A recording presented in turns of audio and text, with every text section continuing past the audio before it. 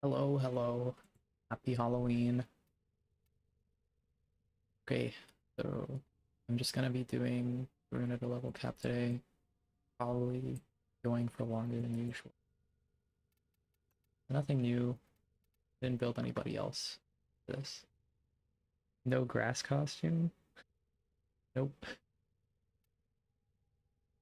Okay, so 4 melee crit damage shards, 1 energy max to activate these. We have 3 for spite, for emergencies, energy nexus, 9. Fortitude. Oh, because I prefer efficiency. Precision intensify rolling card. Okay, so I'm gonna be probably not using the parkour thing because I have a parkour invigoration, so I'm just gonna be using her innate I'm sure for this. That's why this here. Arcane Fury, Molt Augmented, or more damage. Let's see. This build works, it's fine, but I'm not gonna use it. Here I can do for utility.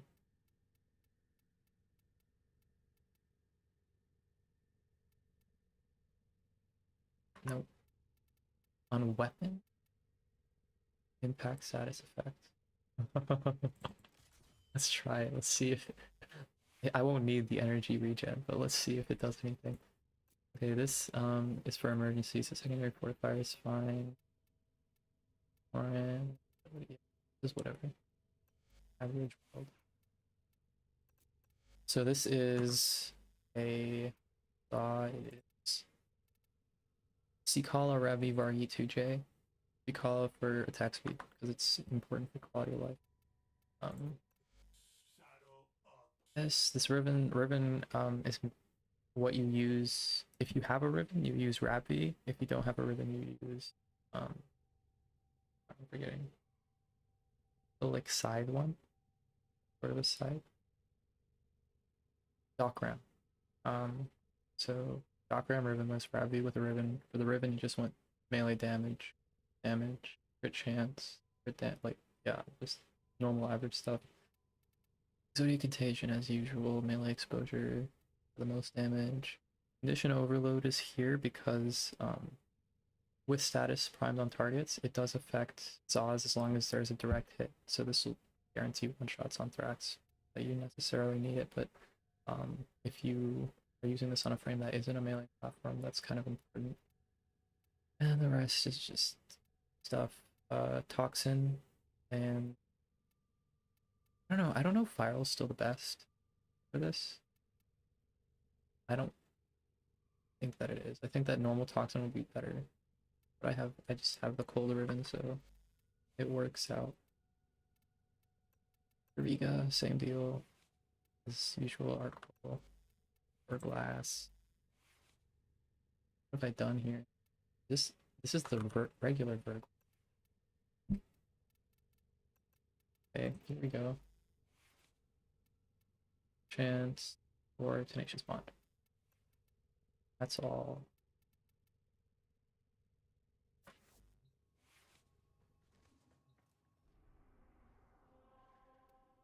Scrunier. So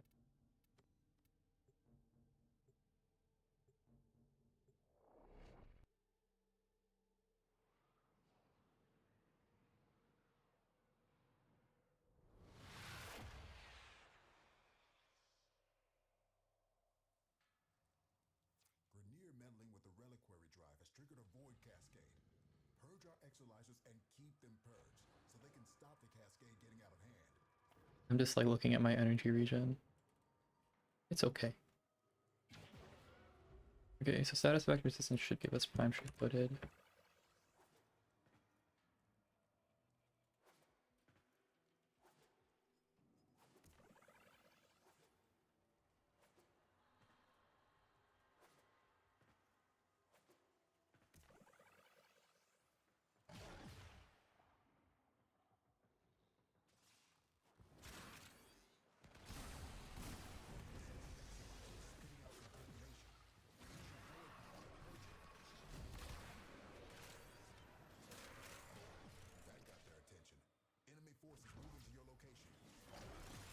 Oh my gosh. Always a pleasure to use the Zaha.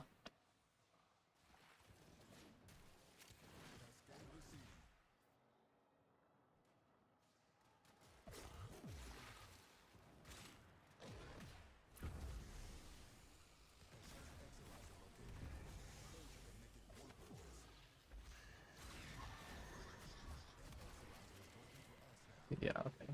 As long as Wrathful is up, I will get.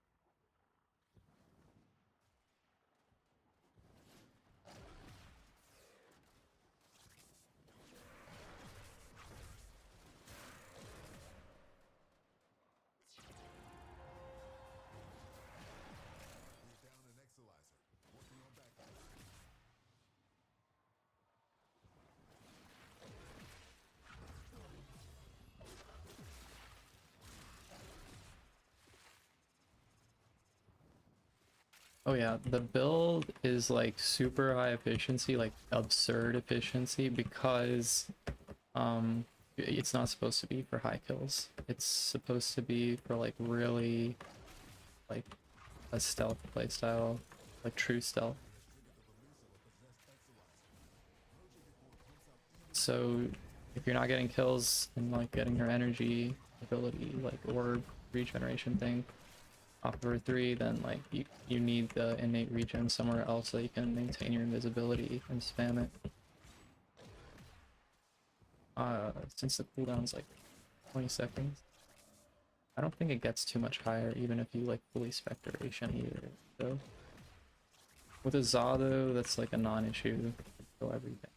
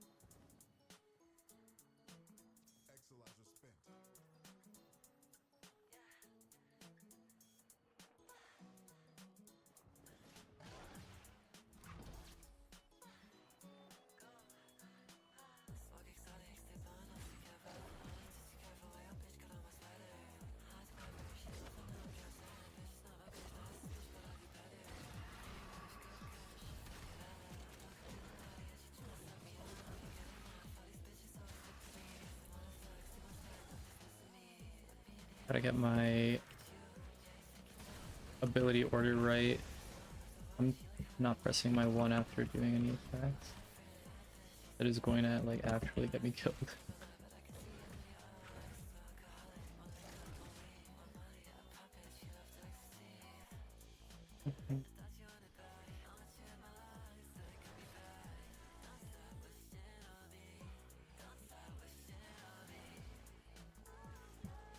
Are those the actual stats on my Voruna build right now? If it is, the strength strat is actually like 90% higher. Technically. Maybe not like exactly if you do like the real math for it, but like since we're just speccing into Wrathful, um, it's not bad. It's like, it's a little higher.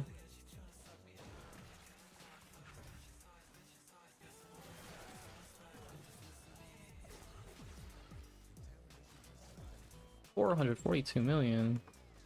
Even though Voruna is like such a monster, like somehow you can't hit damage cap on her like you can with Mirage. I still don't understand. I guess like it's just like Eclipse scales differently, like native Eclipse on her.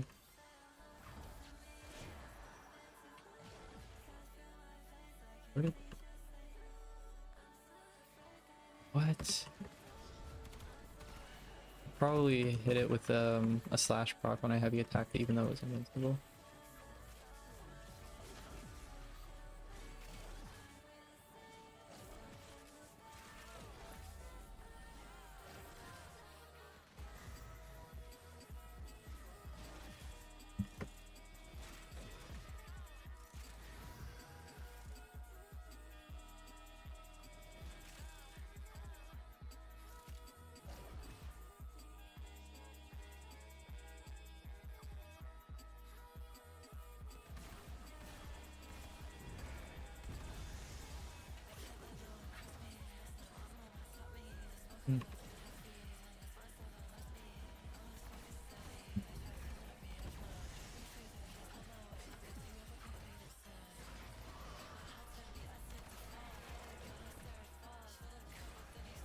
It's...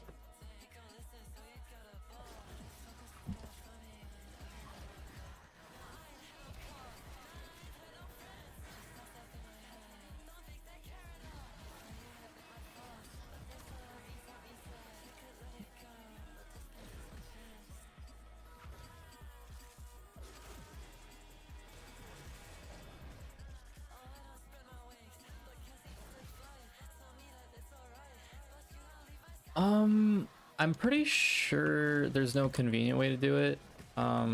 If it's not been fixed, but like as far as I know, it has been. So if you are still able to do it, you'll like require like crazy key presses or macros or something. So in my mind, it's just gone forever.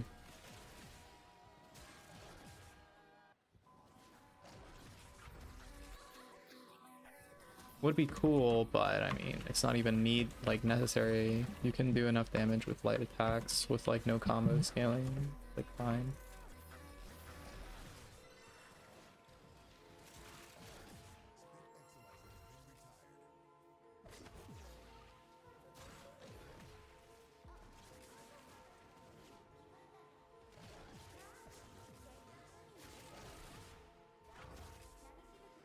Oh, another cool thing about Light Contagion is like you can hit through, like as long as your projectile doesn't hit anything between enemies, you can just go like the lateral one.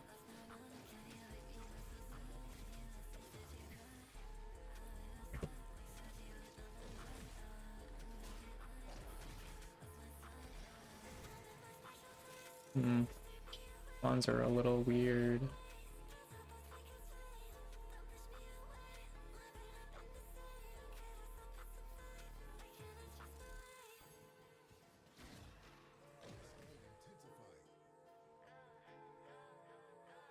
Oh, this is gonna suck. This is like the worst tile set for Voruna.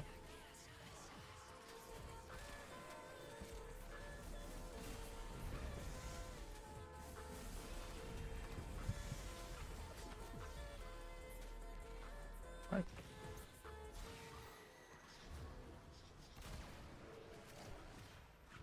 On like the normal builds for it, no, not really, because you're not using like what is it? What is that mod? Is it Killing Blow? Because it's just like diminishing returns compared to just like you can literally build it for I mean whatever build I showed at the beginning and like have like very minimal setup at all for like even like level capping. So why would you want to stack combo and like take advantage of that mod when you can do like enough without it? Do you know what I mean? It's like a convenience thing, which is what makes Saws so strong, because like you can hit these crazy numbers, but you don't have to go crazy like tech wise to do it.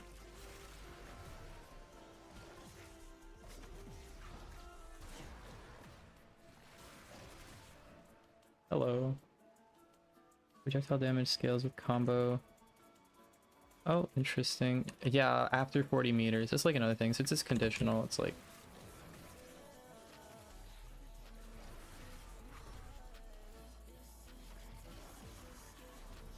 I'm not going to be 40 meters away from anything here. Like, unless I'm like, just sitting up here or something. Like... And like, I'm killing everything regardless. There's no reason to like think too hard about it. I would be like sitting here going like this for like 20 minutes. Just doing my finishers for crescendo. One melee exposure is just like fine.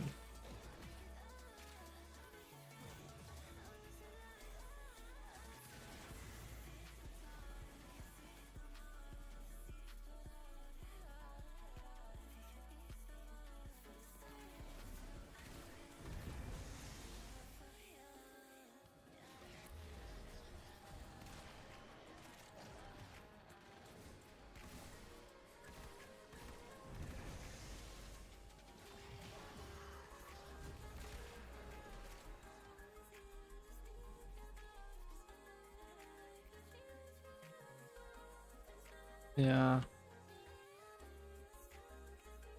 A good utility frame. I think you can use like I mean this specific build you can use literally on anyone. Like whoever you want. And the only difference is that depending on how much of a damage amp that you're getting out of them with their kit. Like here Voruna is just like uber buffing everything about like melee. So she doesn't need to do anything special. She doesn't even need to prime if she didn't like if I didn't want to, I wouldn't have to prime. But I get that in her kit. But if you don't have all that like Voruna, then you just have to prime with the primer, and you can use this on any warframe that you want. So just like bring out frickin' Uva new core, a Tenet Cycon, whatever you like.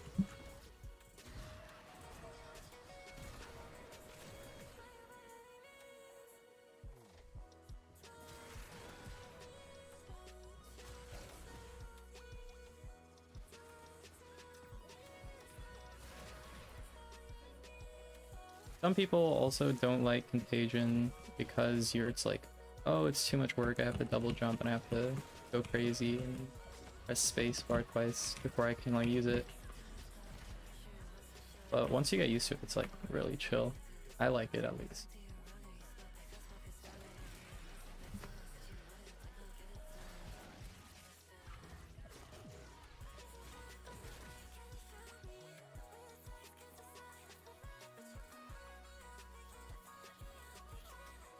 Yeah, Zephyr is a good frame to use Zaz with. Zaz Zephyr has been a popular option.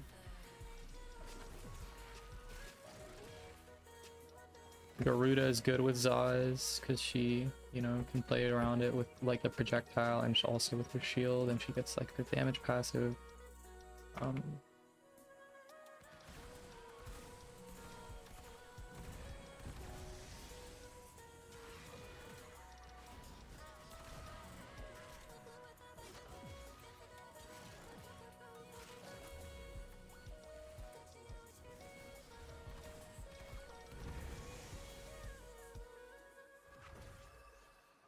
I wonder what he's attacking. Probably a radiation proc enemy.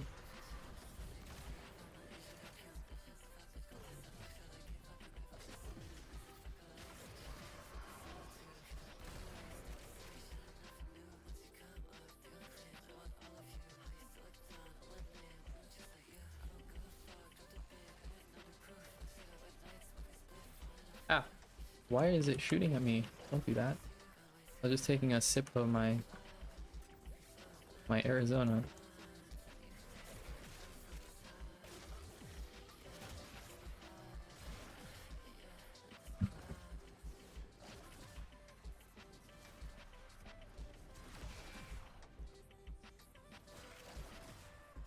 Was that an overguard break? Am I getting overguard somehow? Hmm. Sneaky Dante Spectre somewhere in the lobby.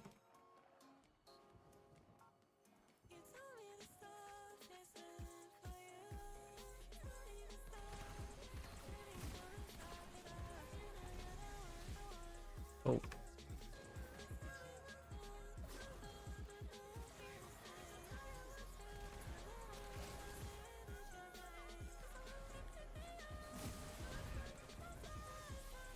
Which Arizona? Ginseng and honey.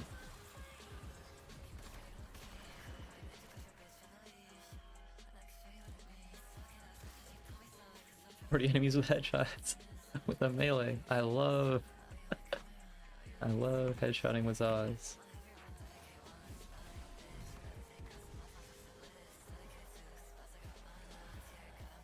Another bonus of Zaz, I think, like even without priming, like no matter what you build for, you will insta kill acolytes.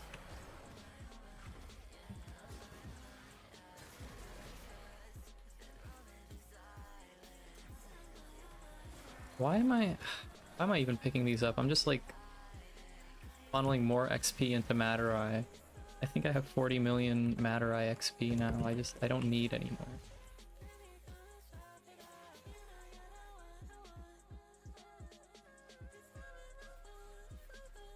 Yeah, it's a very iconic design. Is that a slash proc? It's not gonna die.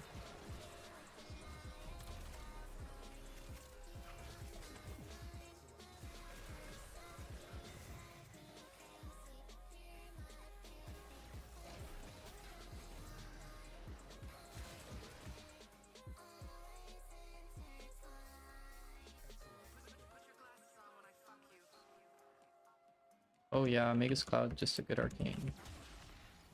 I only started using it recently because I was just satisfied with Magus, the landmine one that just like locked enemies down. I was like okay with it, and I didn't really want to farm up like Cloud, but it's like it's good quality of life. The other one is Magus Melts that people use because they want to clear their Exolizers faster.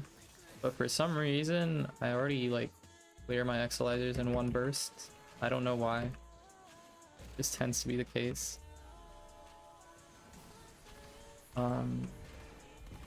Does it help with lockdown? Well, I don't use it with lockdown. I don't even know if there's a synergy there. But the point is that I'll see if I can show you when this next Exolizer pops up. But basically, you know how the void bubbles have like that little void fissure things in them? And like you have to shoot them all, or you can like void dash shoot them. If you void dash with Magus Cloud, your hitbox is way bigger, so you can hit more of them at once. You could like dash through once and like clear the whole Exolizer. So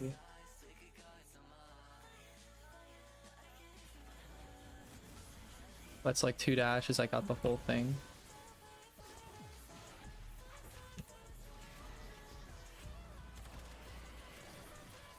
Yeah, plus girth. I love you too, bro.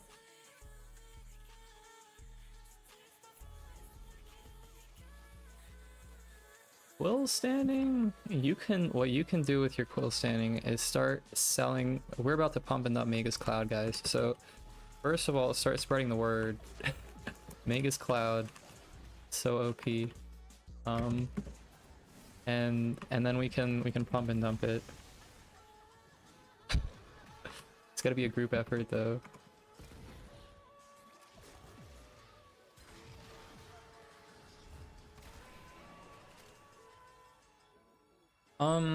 Yeah, it doesn't, but what it does do is it increases your damage. So mostly when you're clearing an Exolizer and you have to shoot the little Thrax thing in the middle. Oh wow, that was a lot of those guys. But show you.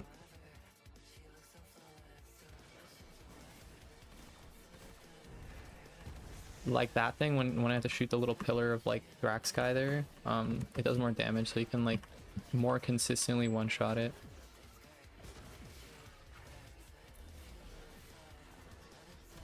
And so if you're speed running or you want to go really fast, that's what you use.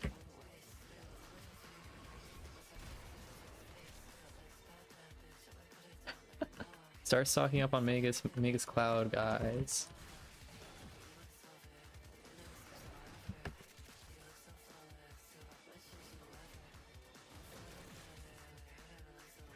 Well, I'm gonna lose this Exilizer.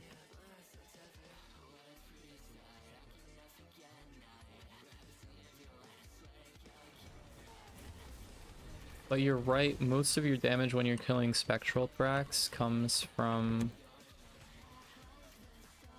just like Matter Eye. Not even your amp, just Matter Eye. You could take a Moat amp and bring Matter Eye and you'll probably still kill Thrax. It won't be like easy or anything, but you'll be able to do it. No.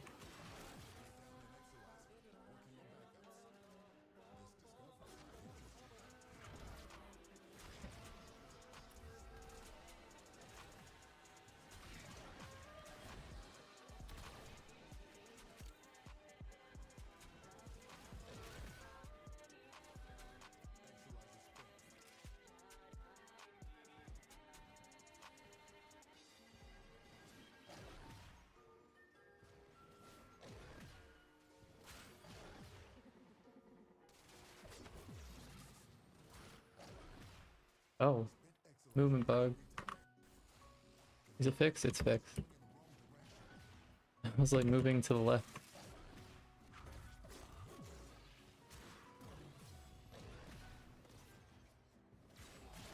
Wow.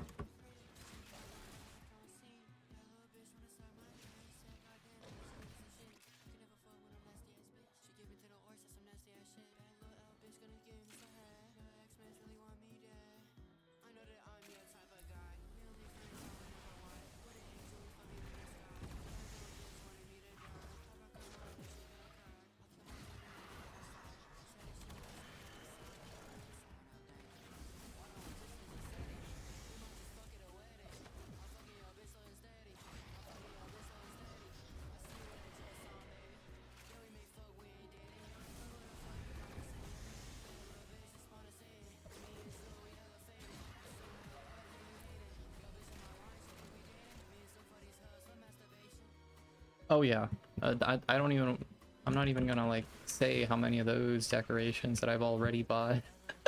I've bought the whole shop and then some, like, this is crazy. Well, you can imagine, like, for the last, like, I guess, like, literally for the last 10 months, I've been playing Void Cascade only on Matter Eye. Just, like, millions and millions of experience for it.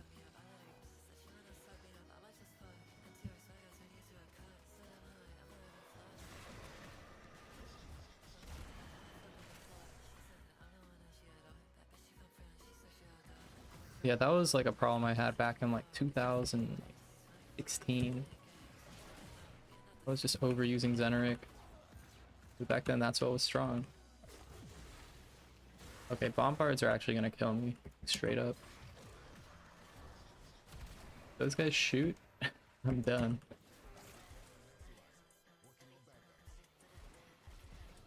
Yeah, okay, I'm going to start Thrax Spectre abusing. My daily driver frame and what is my favorite frame? I think both of those are Zephyr. I would daily drive Zephyr. Zephyr is just like good for everything. I can, whatever weapon that I'm feeling that day, I can play on Zephyr.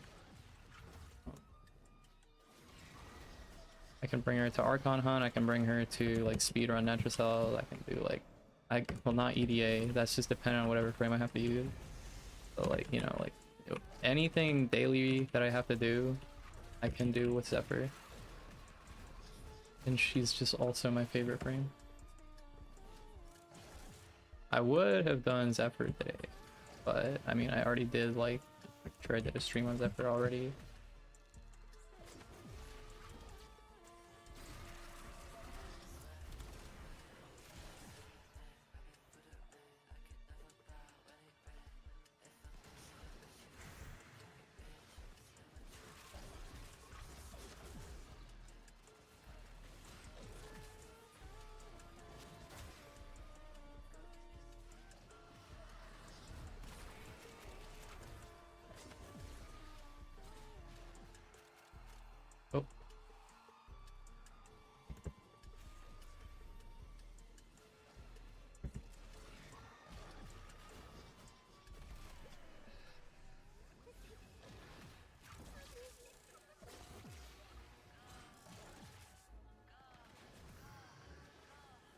But I guess like every time that I build a frame, I try to like daily drive them for a few days. Oh, what the heck? How long has this thing been here? It's full. I'm cooked. Oh my god, I'm not paying attention.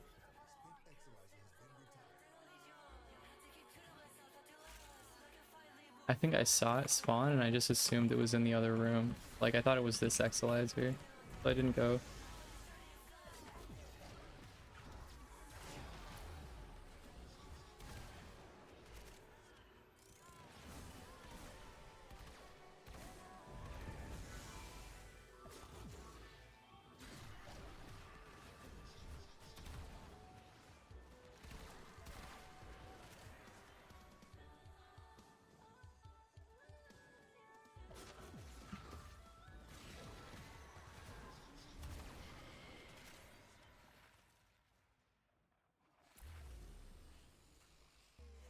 Oh yeah. For me though, like my muscle memory was entirely wiped out, so I just like got new keybinds for everything, and like I was like, oh, how do like focus schools even work? So I was okay. 'Cause I took a really long break from Warframe.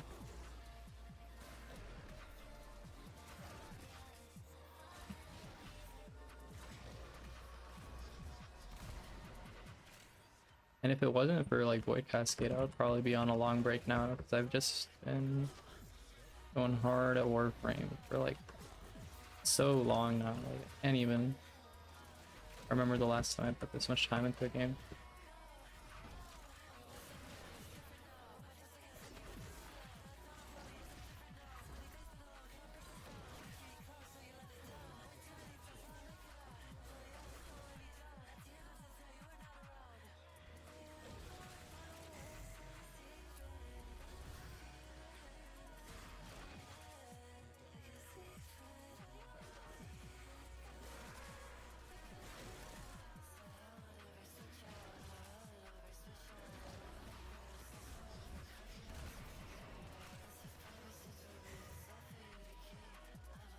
True.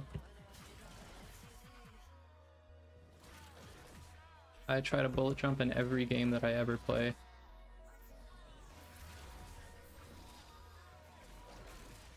I think I was playing like Final Fantasy and I was bullet jumping, I was trying. I was like, oh shit, that doesn't work.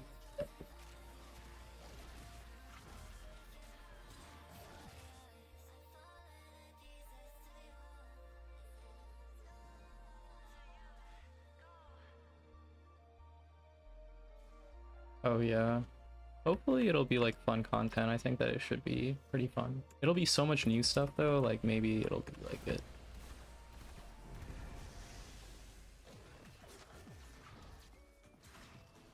But yeah, I'm like mostly like I'm not doing like dailies right now or anything like that. I'm not going that hard on Warframe. I'm not like trade chatting or anything. I'm just coming in and doing some Void Cascade once in a while. Okay, that was close.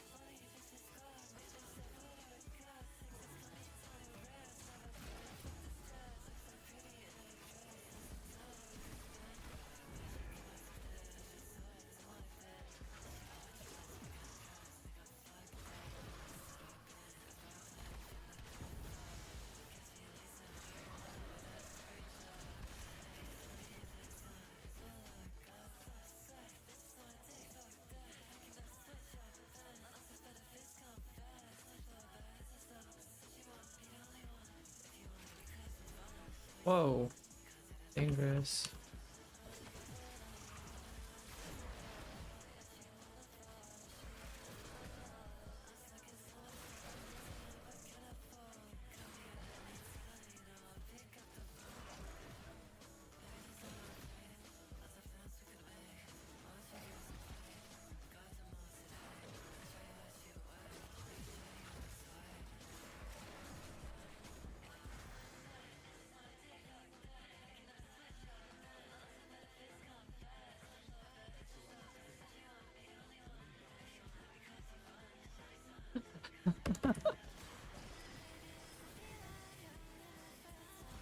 My god. I don't know. I think I like only ever thought of the Inodem as like a mobility static or something. I don't know. I like literally never paid attention to it.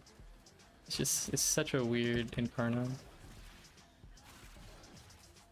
Not mobility. Is it just combo? Combo stick?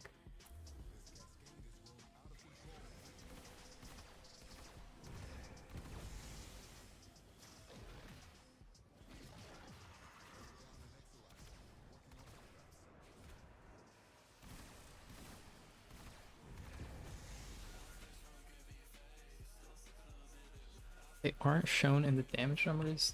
It's so weird.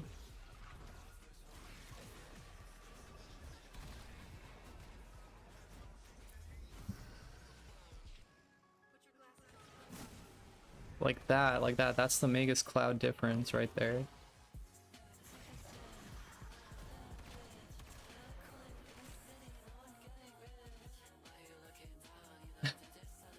Real. I remember I used to think like Ash 4 was like so easy to level cap. I was like, oh yeah, it's gonna be like so simple. Then like I had to like fall back to the dual talk assist. This is like really early on where I like barely understood like what was going on. How to even like do the damage. The dual talk assist was just like my band-aid. Even the dual talk assist felt weak. Oh my god. But it was like the best thing I had.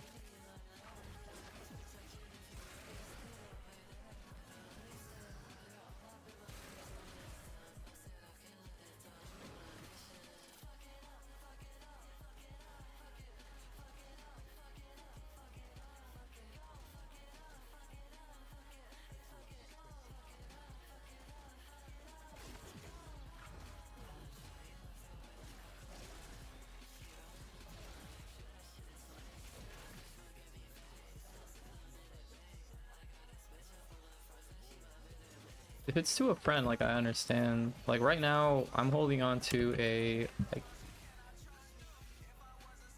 Let's see where he's online even.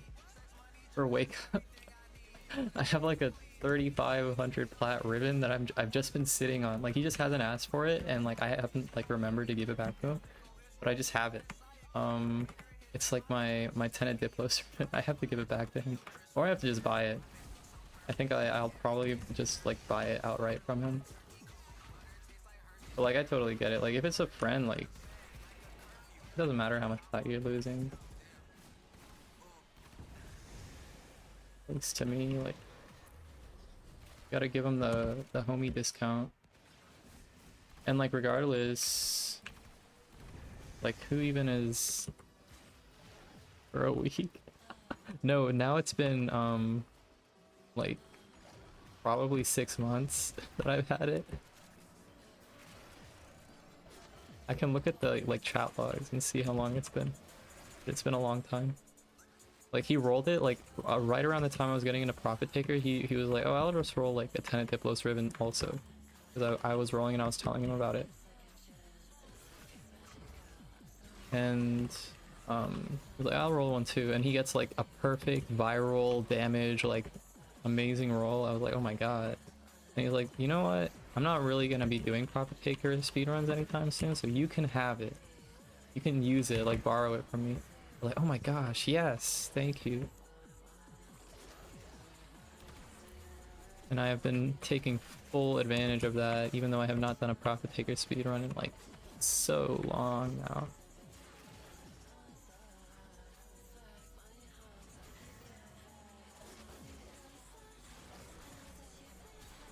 $272 million for a week. No, he is coming back. He's online right now. He's just here. He's online all the time. I just forget to give him the ribbon. Shadow of Violence. Scary.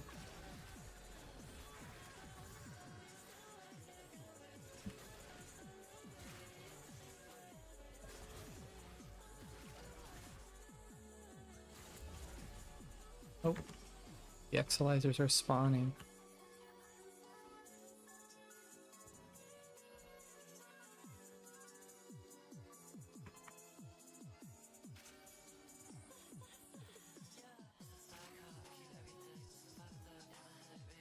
Auto mantle is the worst feature in the game. I don't want to be mantling on things. I want to be like sliding across my wall so that I don't have to deal with my errors on bad geometry.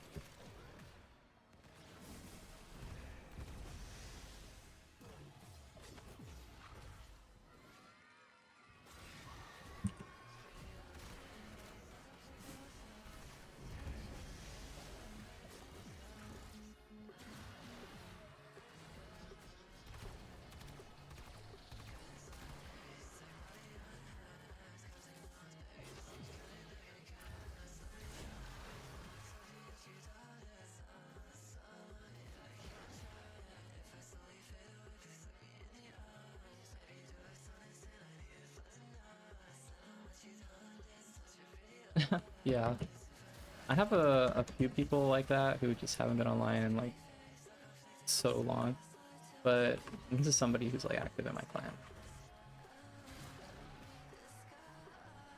Did I kill them both? Did not. Now I did.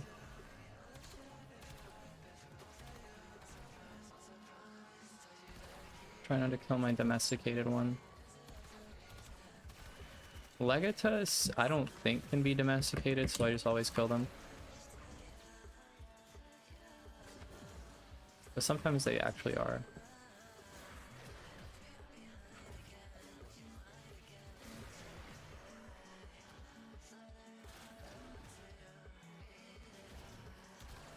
Look at him, so greedy, he's trying to come back to life. Yeah, it's too bad, especially if like the only like line of contact that you had with them was through Warframe. For me, luckily, that's not the case. But, yeah, just never see somebody you played with all the time again. It's just like that OG like Xbox Live, PlayStation like friendships that just like you'll never see them again.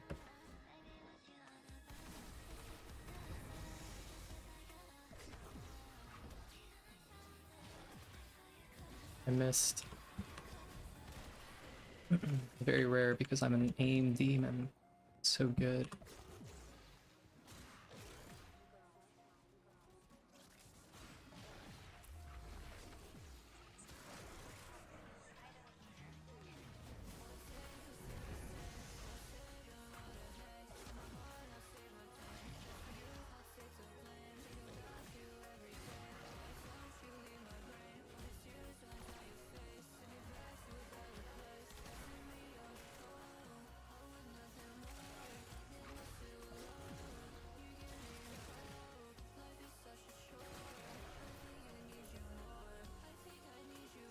Through Warframe, I've heard about like, you know, friends getting married through like oh, like World of Warcraft and like, you know, old like MMOs that have been around for like years and years. Like, oh, maybe like they met on RuneScape and now they're married. But yeah, Warframe is new. That's like a new gen type of thing. Only in the 2020s.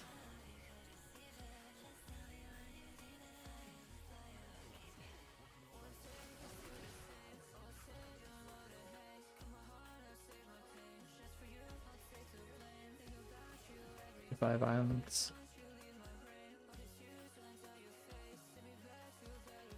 But congratulations to your friends, you know.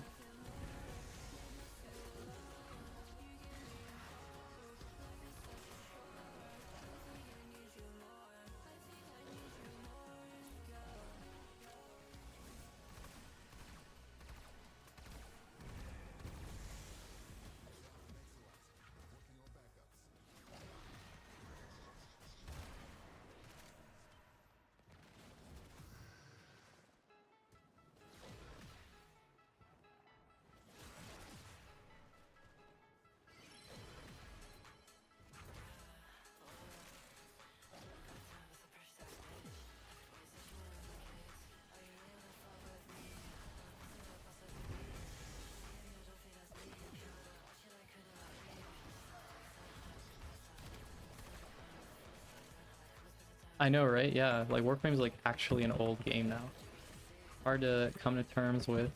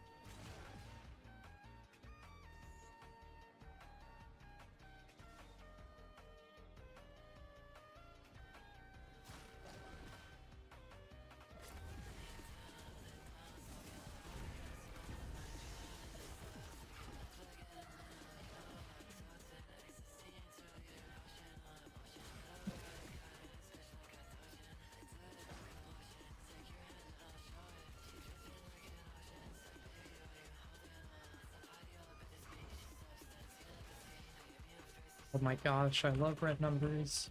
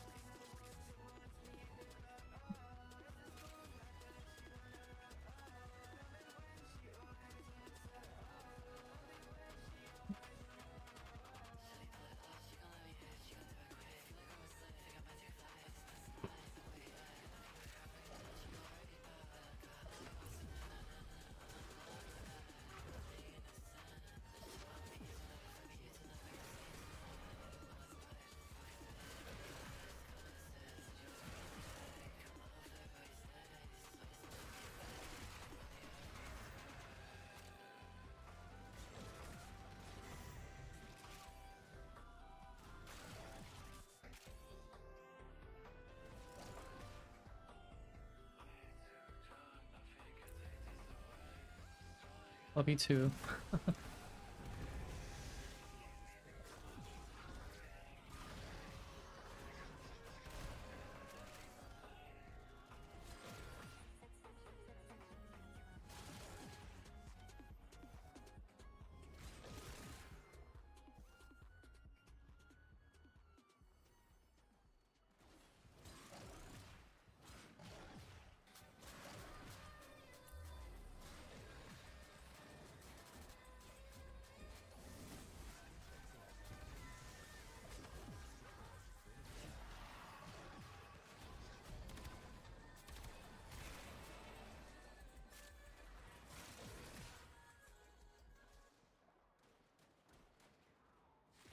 Red numbers.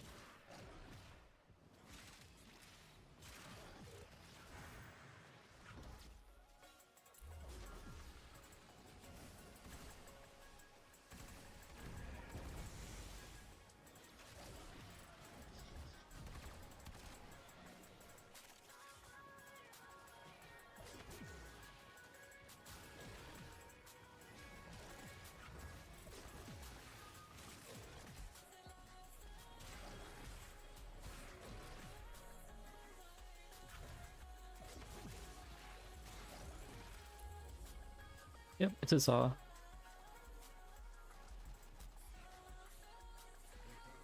How did I decide to start streaming? I think while I was making the Void Cascade videos, and they were like mostly like pretty low effort, like just videos. So many people would ask me like a lot of questions in the comments, and like eventually I was like, you know what, I can just answer these live. Like people can just ask me directly. So like that's like part of it. And also like I think once I hit a certain threshold of subscribers, like there's like a limit on the bitrate of my streams that like was like ghost lifted sort of. So they're like slightly higher quality than they otherwise would have been. Even though like Warframe like totally like screws with like quote unquote quality, it probably still looks like blocky and like not sharp just because of the particles. Like I swear I turn particles like all the way off. My graphics are on like low so you don't have to deal with like particles and stuff so that the stream looks as good as possible, but it's just like not possible. I don't know, I need like a 4090 Ti Super to like render all of the freaking like frames. It's crazy. But regardless, like the quality is a little higher, so I was like, hey, why not?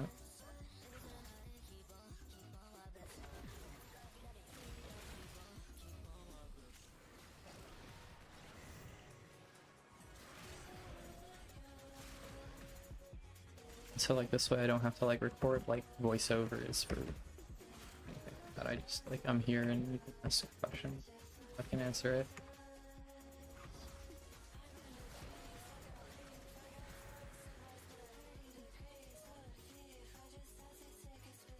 Yeah, it's just compression. And it's like not helped at all by how many particles that like, well, I think like on Twitch it's the same. I did like a test stream on Twitch at some point and it was like very similar. There's just nothing I can do.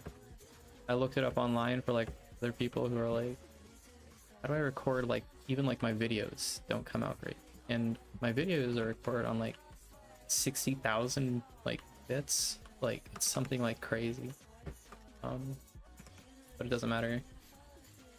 Like I try to like make sure my frames are not compressed at all, and it still comes out blocky. It's slightly an improvement, but it's like definitely not good enough.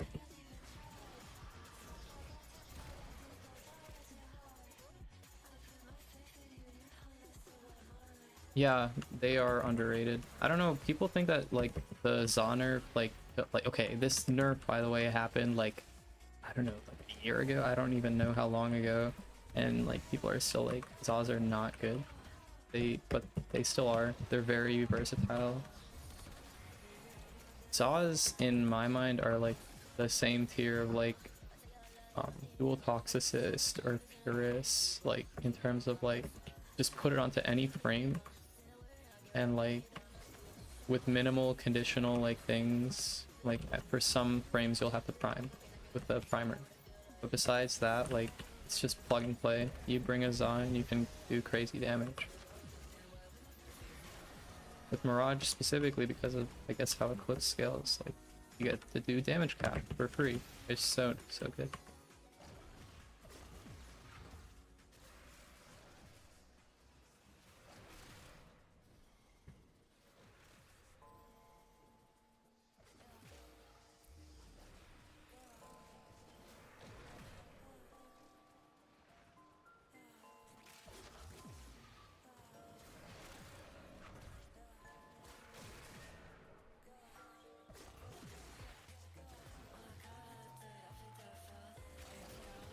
You've got people like Pommy who've made their entire like gameplay loop just like Wisp Saw, because it's just good, and they play that for like hundreds of hours. Like Zaws are so good.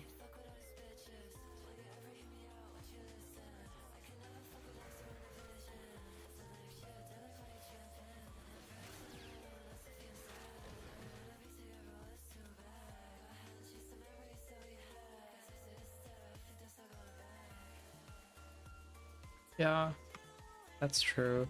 And like those like utility Zaws are like mostly like overshadowed by Exodia Contagion. Exodia Contagion is just so strong in comparison. That's like why kit guns barely get any attention, because they don't have any like an equivalent.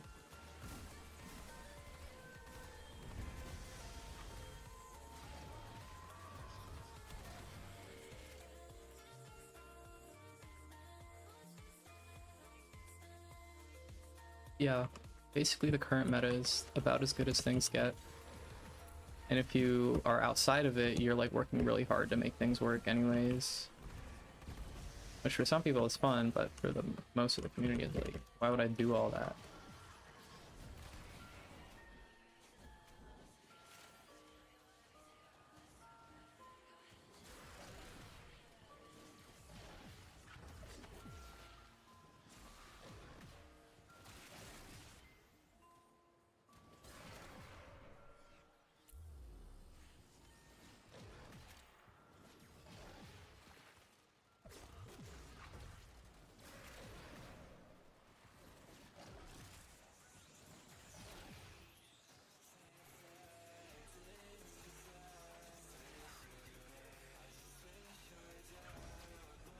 Yeah, the parts not being tradable is crazy. Like, I only just got the Plague Star stuff.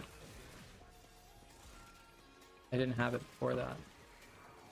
And I have to be like really careful about how I craft them, so I don't waste the parts.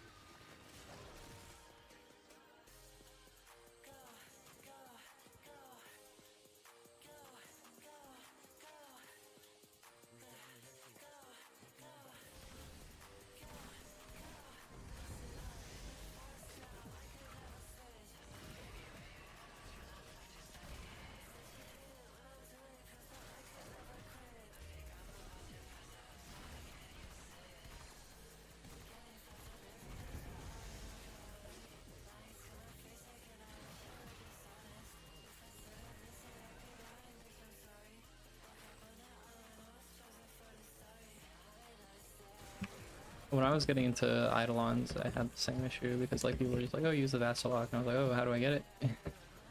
80 platinum.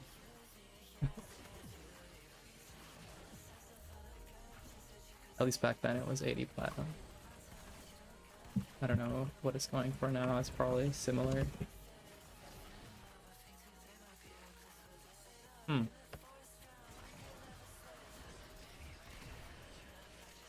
Which parts for the Zod? This one is Ravdi, Sikala, Vargi 2J. The parts are at the beginning of the video, I guess the VOD. If you want to go back and look for it. But I went over all the builds and things then.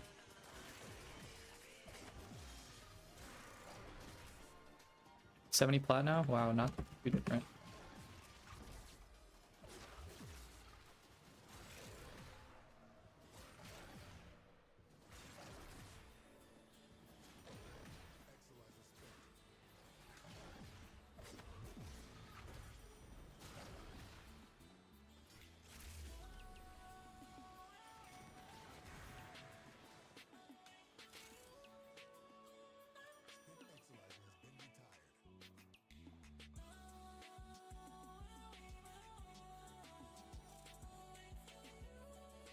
And then I'll go back and go over the builds at the end whenever I'm done.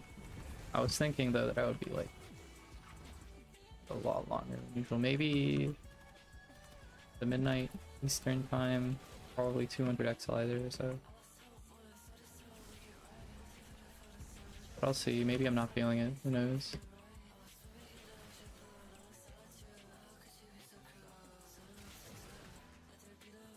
Where's Torment? Oh, there he is. Is you? He looks like small. I don't know why his...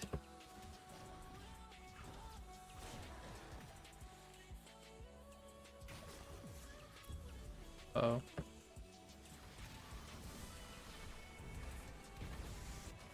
Yikes.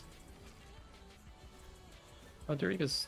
Doriga does have me.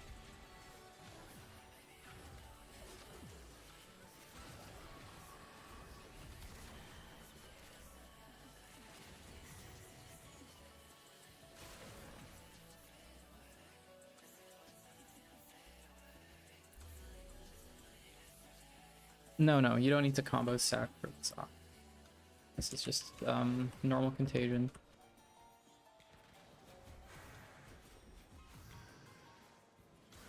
Enocon Barrow makes everything cheap. It's a good thing for like most people. But only if you're like around during that time. Afterwards, like once people are just like stocked up on what they are reselling, like later in the year, this gets crazy. I remember before the first time that not the ELAC, the something prime. It's like it has like a headshot bonus. Like crit. Oh my god. I'm forgetting the weapon. But like it was like 160 plat or something, and then it like went down to like 60 after it came back in Barrow. And it went down even more after like people got it in Tenocon Barrow. It's going well. It's level capping.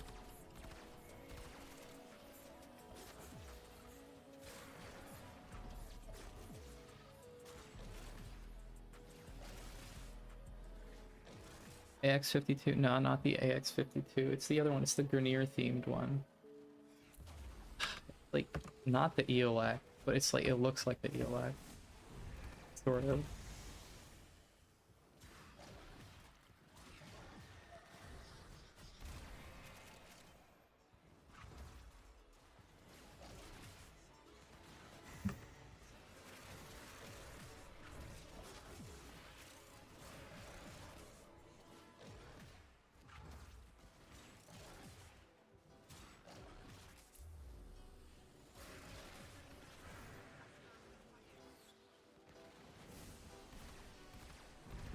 Gotha Prime, that is, yeah, that's the one. That's what it is. Yeah, the prices were absurd. But also because the prices were absurd, so many people stocked up on it. Like people literally bought like hundreds. I know someone in my clan got like 40 or 50 of them just straight up, and they were like super cheap after that.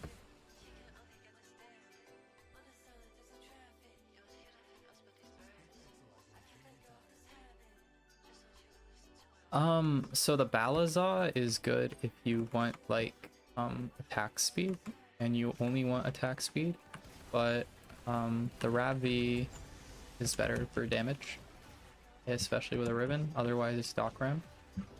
Um, People like the Bala because of like how high the attack speed is, and then you can use it as like a dagger, and like I guess daggers also get like force slash with their stances, so that's why people like it. The thing is though about it is that it doesn't get as much damage like on contagion throws, I think, as Rabbi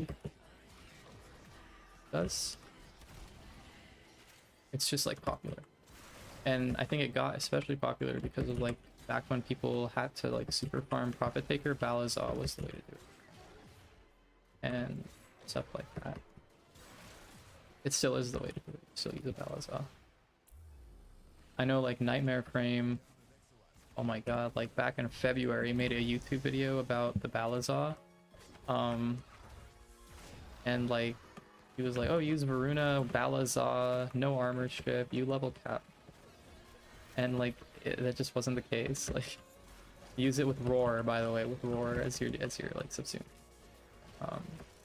But yeah, very relative to the Rabbi, you're not getting the same damage. So if you're level capping, probably bring Rabbi and stuff, you know? And with the Sikala grip, the Sikala, you can get like Stung and stuff, which will give you more damage, but the Sikala balances that out for some attack speed, so you're not just like if you don't have any attack speed bonus. Even this saw, if I was not on Voruna with her attack speed bonuses off of her burst ability, it would be really slow to throw, and you need like Arcane Fury or something to get more attack speed. I forgot to use Prime Shift put in. No, I didn't. What I'm using instead is her passive status effect resistance off of her second ability. Very strong.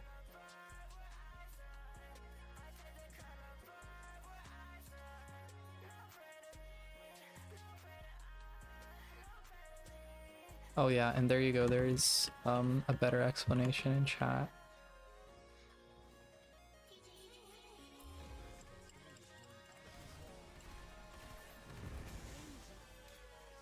Oh, I love Nightmare Frame.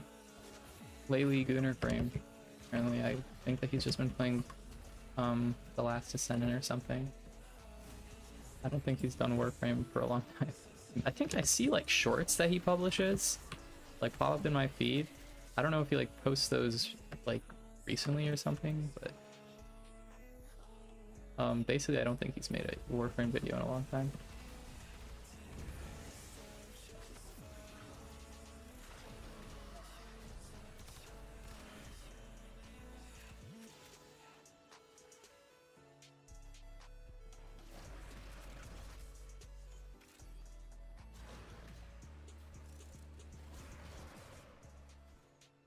Thank God.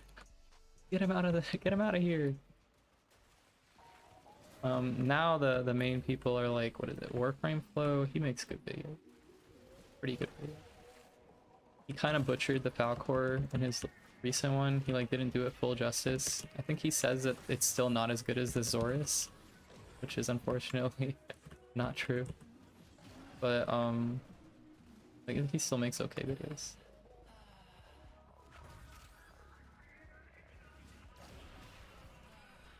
Then there's like MH Blackie. I don't know, his builds are a little, I don't know, like a little bit cheesy. I don't know. Maybe it's like in the spirit of the like how you're supposed to build Warframes. That like he kind of does try to like maximize some things, I guess. But they get weird. And like the real like big kahunas in the scene are like true theory crafters. I don't remember what his name is. Like some people from like Asia who like just do crazy stuff. Like that person who like basically got like all the new Incarnons and like put out a video of like them in practice, like I don't know how long, like Holy crap! What was that? He put out a video of like all of the Incarnons like 2 or 3 hours before they even like released or something, or like the morning of. But like that person makes like pretty interesting videos with like really cool like, synergies and builds. Mostly though, it's just it boils down to being like Zata's Whisper just being like busted in terms of its interactions. But it's still cool. Yeah, Dystopia, that's it.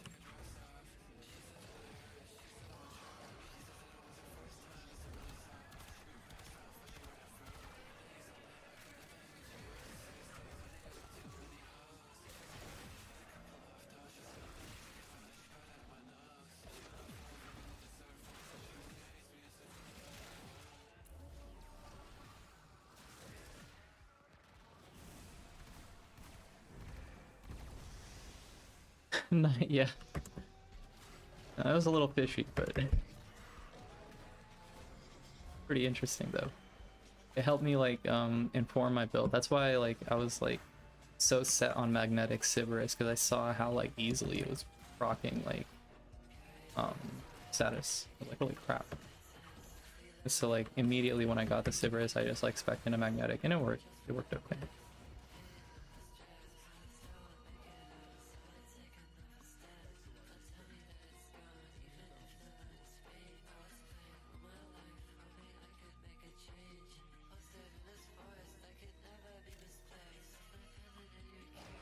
Glad you think so.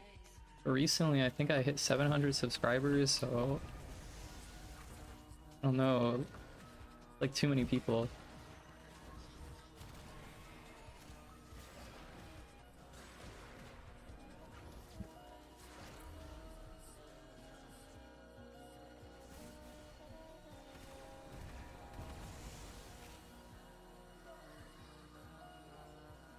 I think that Best Fish did a level cap with the Stug actually. It just like I think they needed like crazy priming and stuff though.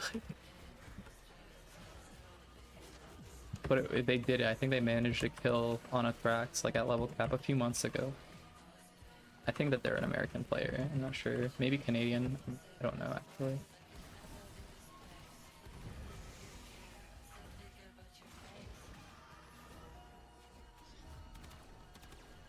Oh, that guy. I think like there was one where he was just like doing some like weird like stacking bug um to level cap with a um level cap disruption with a fishing rod.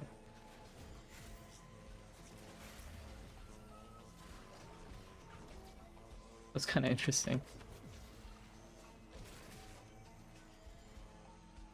Fish is like the OG, like Fish is the person who inspired me to try new guns for level capping and like just playing the game in general. Because like I was a dual toxicist pilled individual before like they showed me like Yoreli and all of her pistol synergies and stuff like that.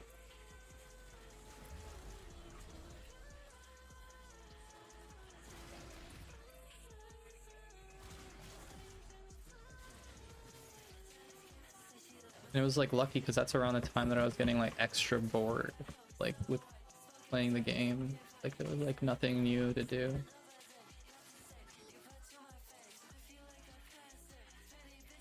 I don't think so. I think he was playing Harrow. I think it was Harrow. He was stacking something. It was that and also like a bunch of invigorations or something, like an invigoration that he was using.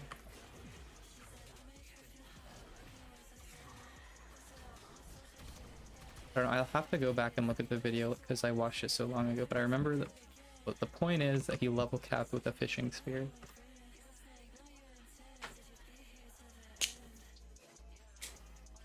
Oh, the tranquilizer, yeah, I mean, that's it. See, like, I'm not fully clear on the details. Yeah.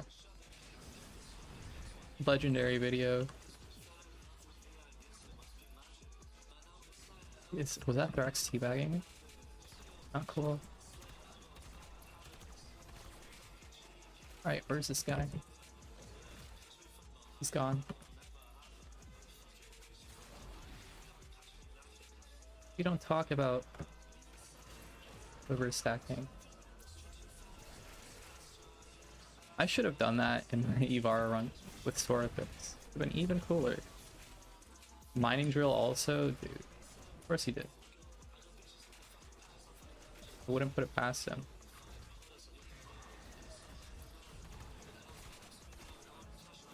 Wow. Wow. I was not missing that, by the way. I was definitely shooting him. Happy Halloween. Hi, Mika. Thanks for stopping in.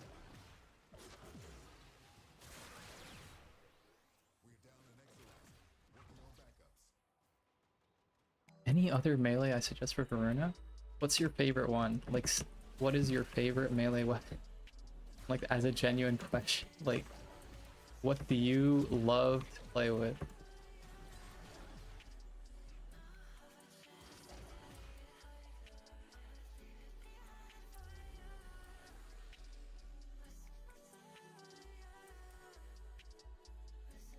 Because Voruna will work with every melee weapon in the game. I think even like the really bad one. If you build her for heavy attack, if you build the melee weapon for heavy attack with melee crescendo, and you just stack her stack combo at the beginning of the mission, you will be able to level cap with any melee weapon on Voruna with this build on her, with like this wrathful and like going crazy with like tons of crit chance and things.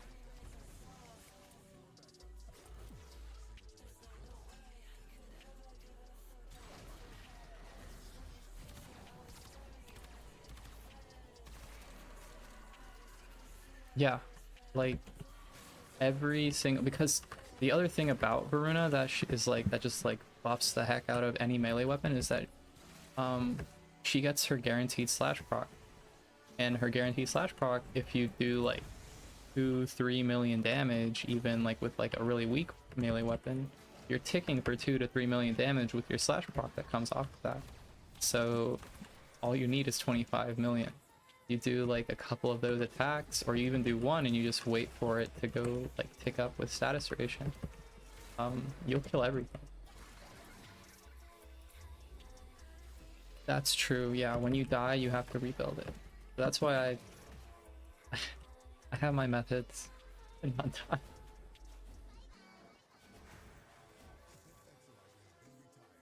I take full advantage. Luckily though, this with the Zaw right now, I don't need to stack any. I'm all good.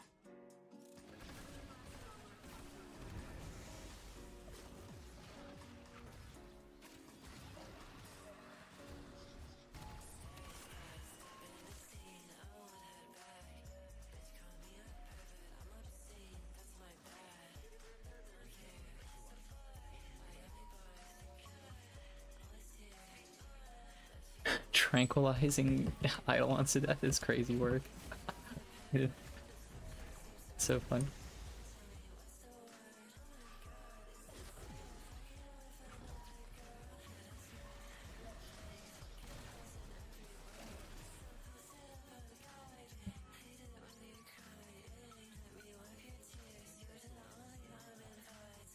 Last gasp gating.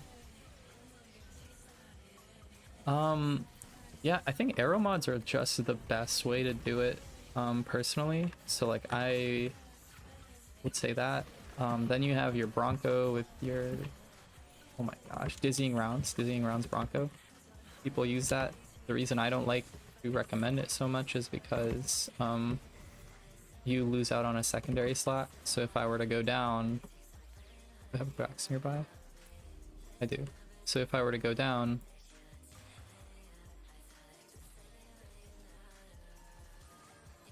you know what? No demonstration. They're not killing me. But if I were to go down, I would have a Bronco to kill like things to get up with last gas, which is like not awesome.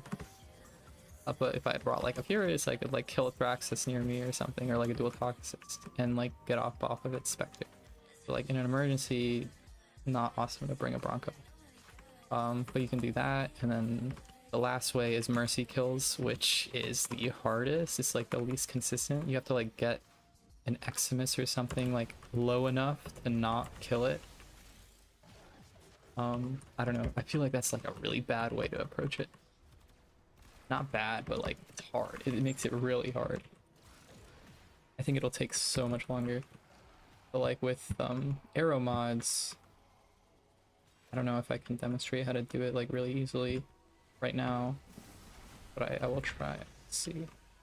If we look at this guy right here, I just jump up, aim glide, shoot at him. I walk up and I press E, and he's dead. And you just have to do that. And so you just aim glide E, aim glide E, and with any weapon, because I think I have an arrow mod on my Sentinel. So where it gets like harder to do that is if you have like, if you're Wisp and you have like your Wisp motes up or some other kind of damage over time ability that's like proccing around you. Maybe you're like using like Volt's speed augment and you're just taking electricity all around you. So you have to make sure that you don't like proc those at least early in the mission when you're stacking. But yeah.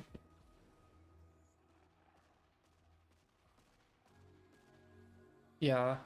And I don't know if you use controller, it might be like a lot harder on controller too to get those finishers off of arrow mods, so like I understand.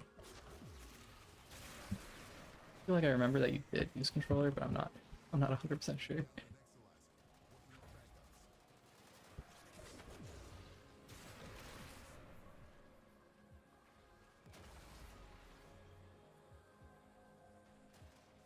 Fails to die. It is, I don't know, they only want to kill me when I'm invisible. Like there goes my shield.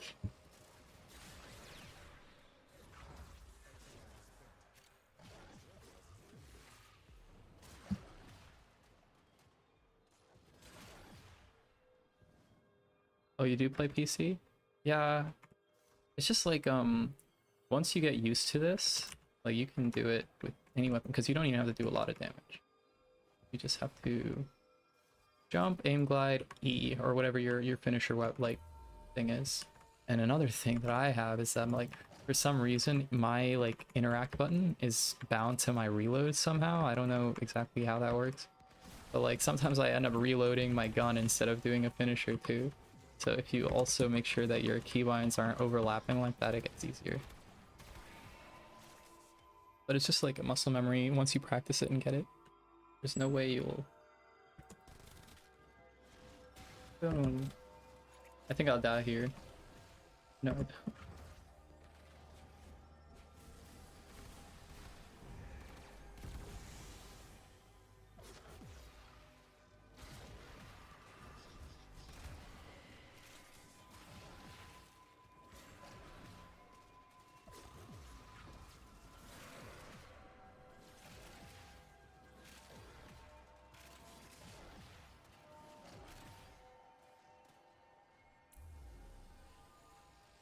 Interact to reload. Why is that a thing? And why is it on by default?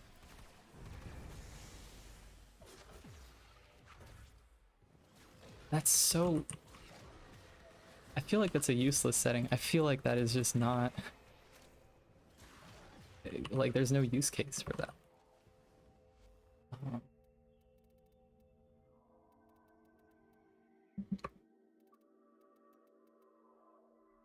Why? Why is that real?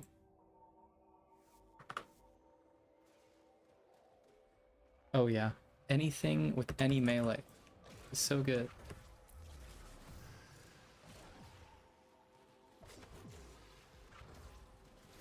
She gets her priming in her kit, she gets... You can put Wrathful Advance on her and just like supercharge her. She gets guaranteed slash procs and invisibility. So good. Like everyone loves the Glaive Prime because of slash procs, and Voruna just gives it to everything.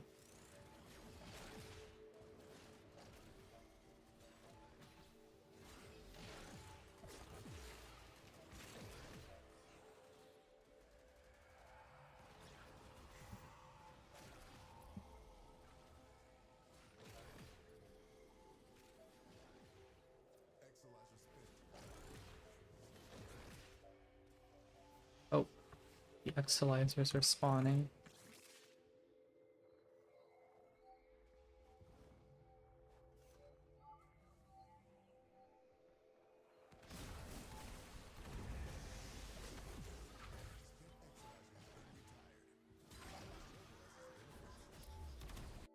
Whoa. That was a big stutter. That doesn't happen very often. Oh no. That was bad.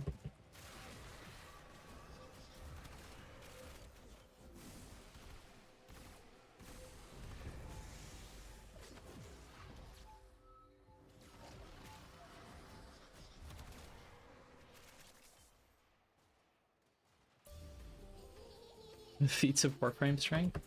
Yeah, I don't know. Got a lot of stuff now. We got like slam, we got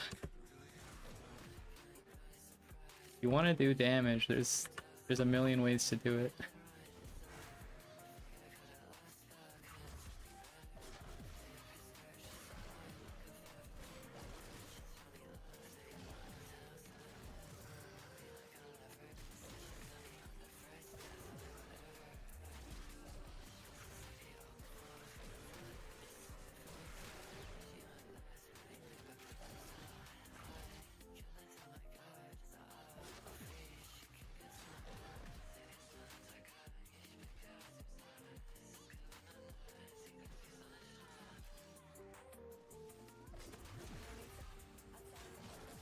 Oh, yeah, no.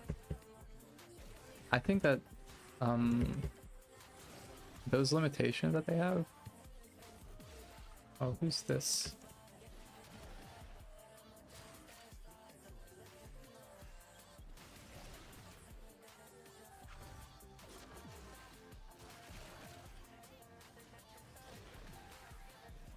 Some of them can get pretty hard. Like kill 50 enemies before you can use abilities actually kind of like nerfs a lot of frames, I think.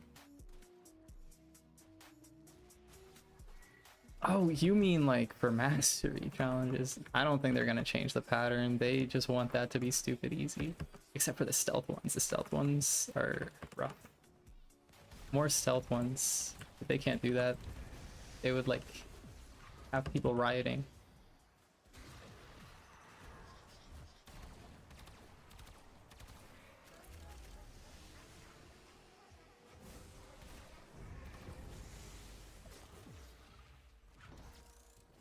Void Cascade moving straight.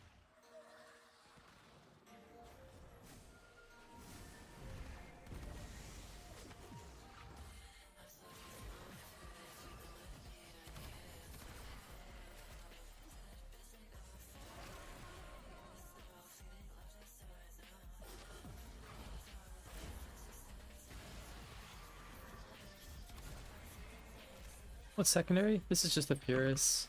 Like the same like thing. In case of emergency. I'm not really using it that much though. And I don't think there's any utility on it either.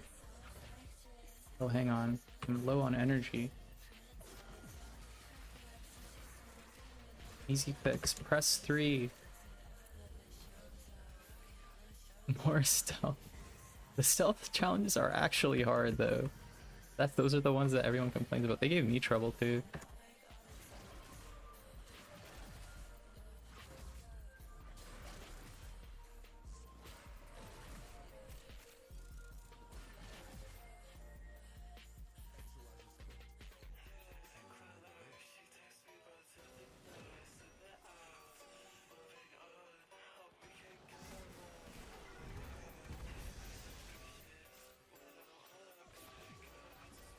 Yep. Luckily, it has not. It's been pretty chill so far.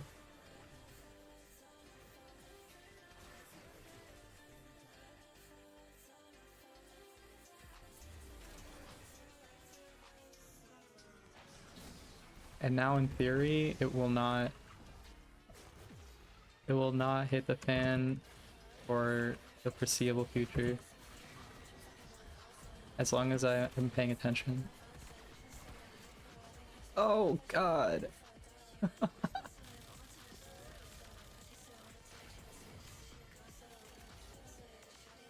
don't really want to use this Spectre, so I'm just waiting for Doriga to get up. It's relaxing.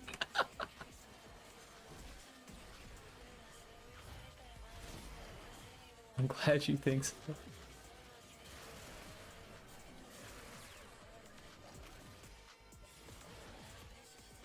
It is relaxing to play though right now too. It's like it's just with Voruna, it makes it so painless.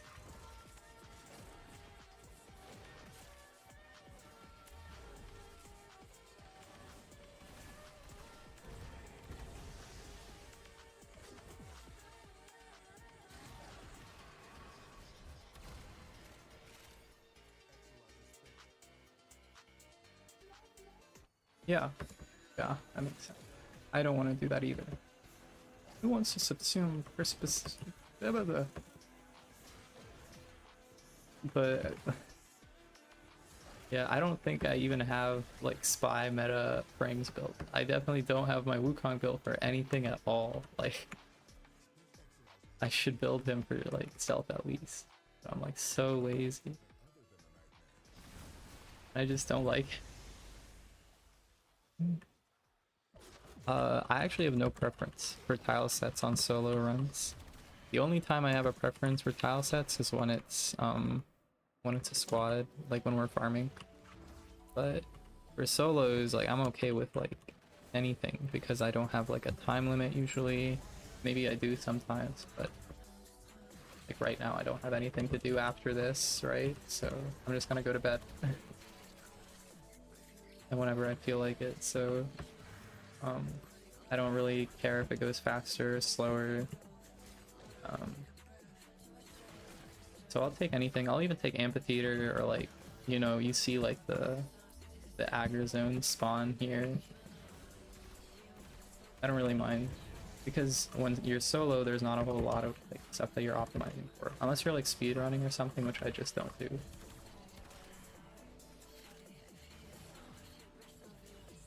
That's my 2 cents. I'll say.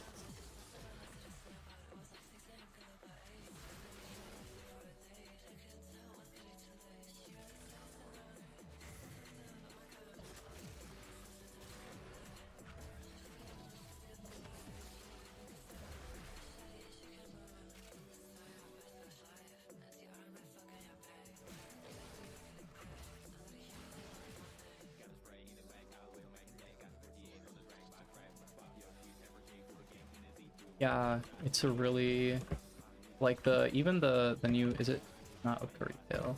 The new like ephemera that came with Nova, that would be so good if it's signed on it. Use like other ephemeras. Otherwise it's plain. But what I think somebody in my clan like was showing me like the Volts ephemera and also the Scapula Syndana look very good to me. So that's something to potentially look into, but you just won't get the same effect, I don't think.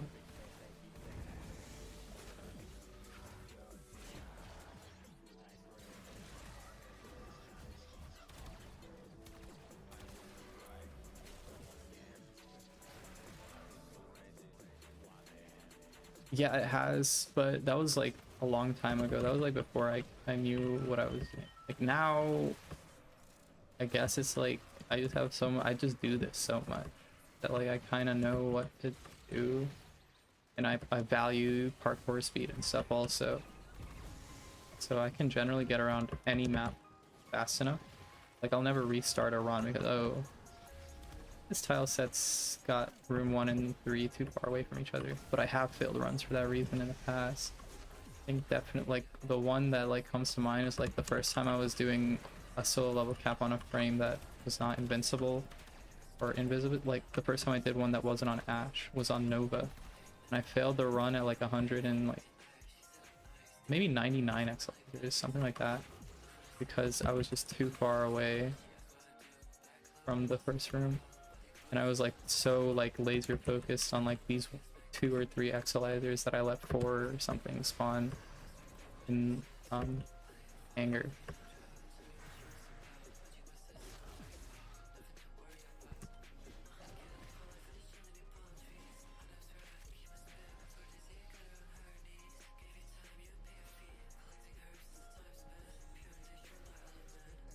Bunny ears and a skirt. So real.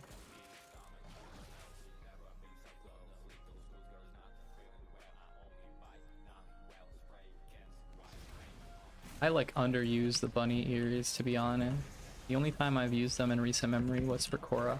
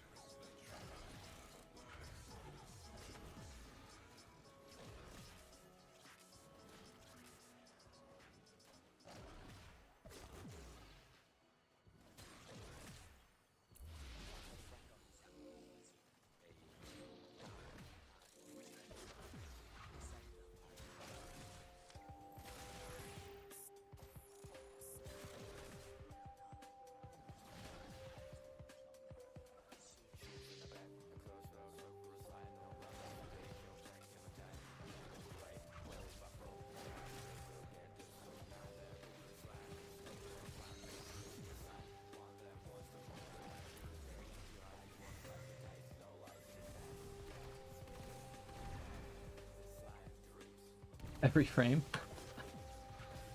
Wow. You know, I could have put it onto Voruna. It probably would have fit pretty well. But I saw this, like, Rokarian kill that grenade. Like, whoa.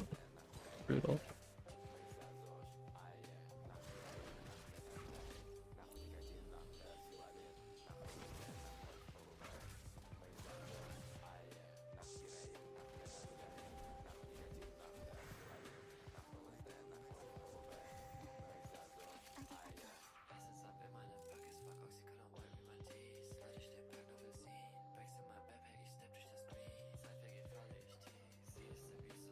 Yeah, I mean, they're probably going to be pretty creative. I don't know when Kuva Liches came out, but yeah, they were not very good ephemeras. There's no way that they make them like worse than like sister ephemeras. But they're probably gonna be super cool, to be honest. More like technosite themed things. It's a disgrace. That's a very strong like reaction.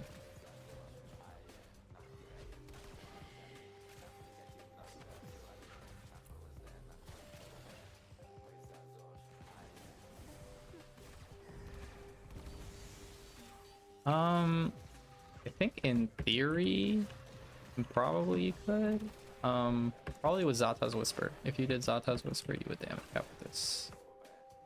And you would have to hit headshots. But honestly, I don't think you could hit it with my build that I'm using right now. This is just like a pure QOL. Good enough to get to level cap and then hang out.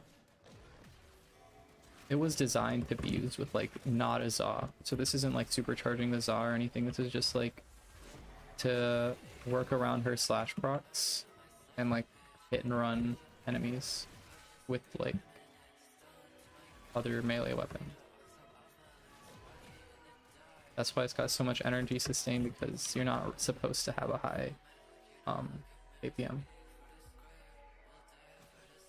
Yeah, I do, because I want it to look good on video, but like it doesn't. It never does, no matter what I do.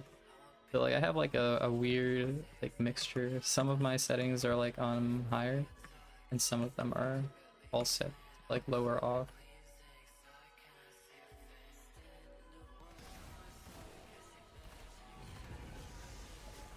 Yeah, with Mirage it's very easy to reach damage cap with just like almost any build.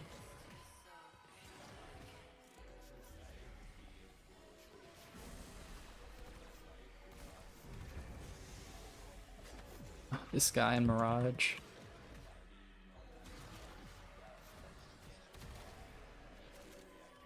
Can I show them? I can show them now, probably. Video. So we have... It may be because it's like downscaling from 1440p, because my monitor is 1440p. But like, I don't think that should make this big of a difference. Um, by no upscaling, ludicrous geometry. Hmm.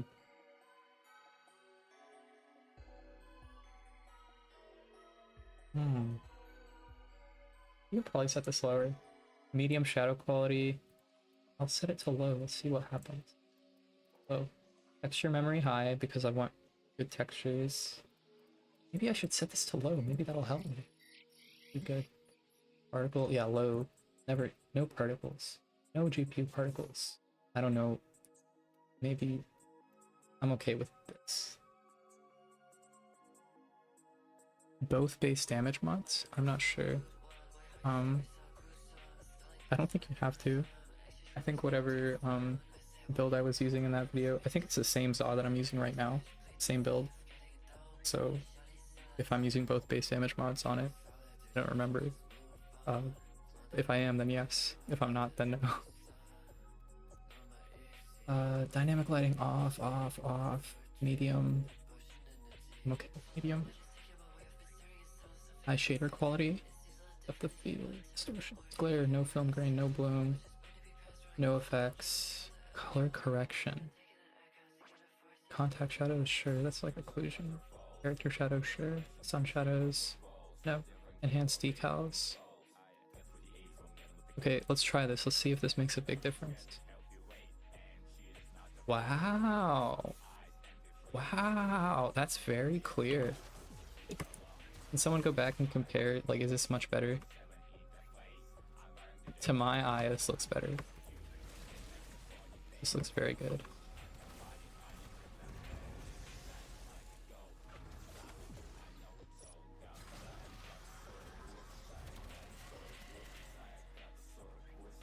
Saren Volt Ureli.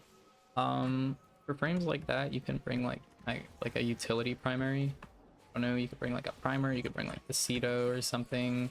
Usually though, you're using like Ureli and Volt with like a secondary that maybe relies on headshots. So like, if you want to use them with a dual tox or just like charge an Incarnon in general, you can bring the Scourge. Always a good option. You just like alt fire it onto the ground and then shoot heads for free. Very useful.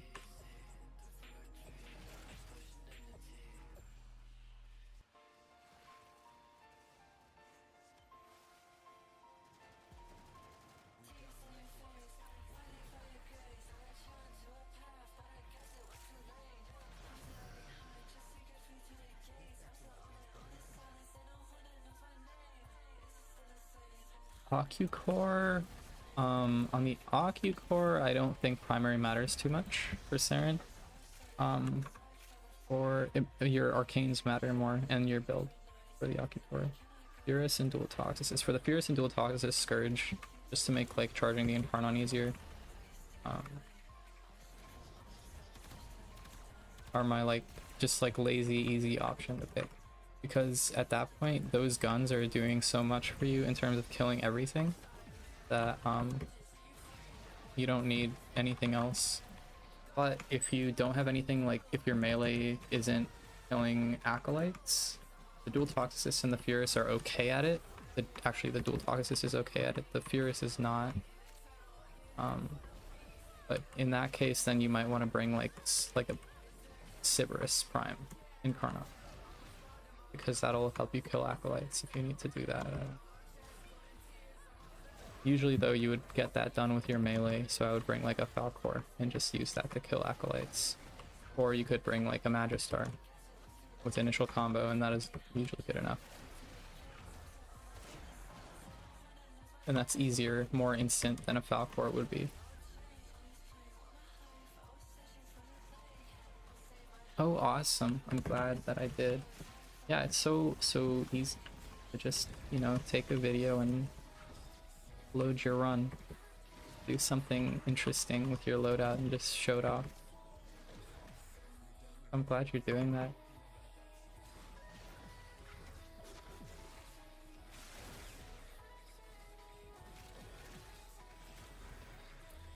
I was inspired personally to do it because of the Discord server for Cascade, because we needed to upload a video of our solo run at level cap to get a role for it. So I did that, and then I just kept doing it because I really liked the first solo that I did.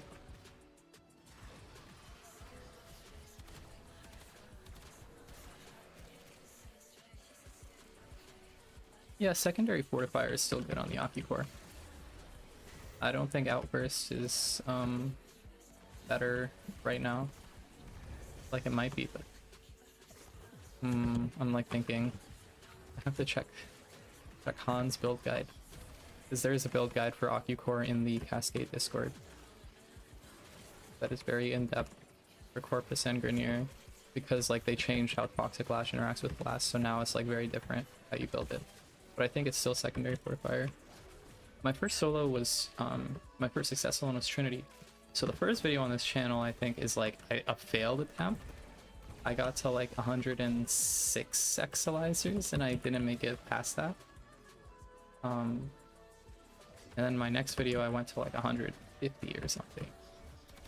And then I got my solo enjoyer role, or not enjoyer, it's whatever the solo first tier solo role was.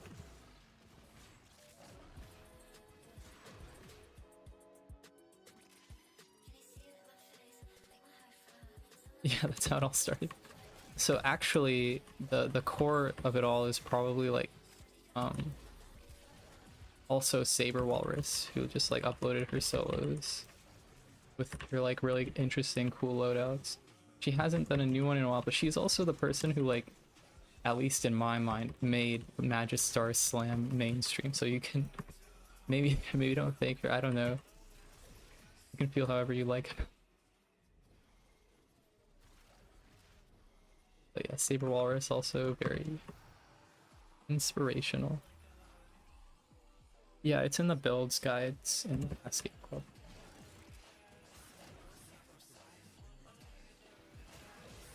I don't know if like everyone in here is like in that Discord.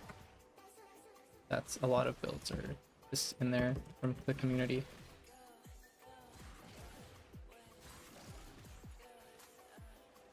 The goat.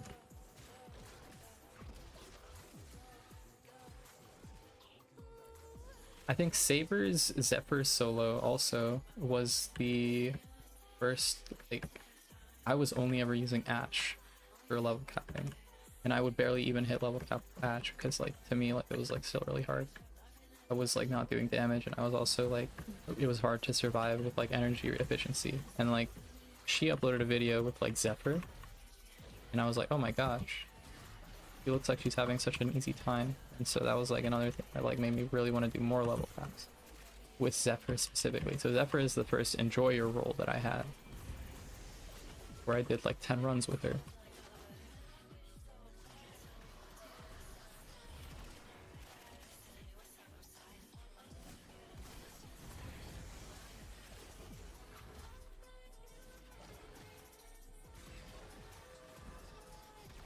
Oh yeah.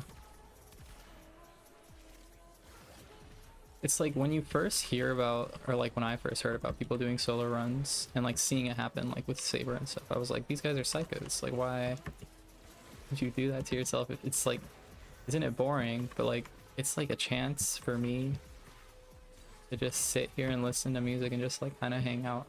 So I don't mind it at all. I actually really like it. And then squad runs are of course also good because like you can like hop into like a voice channel with your friends or something and just do it.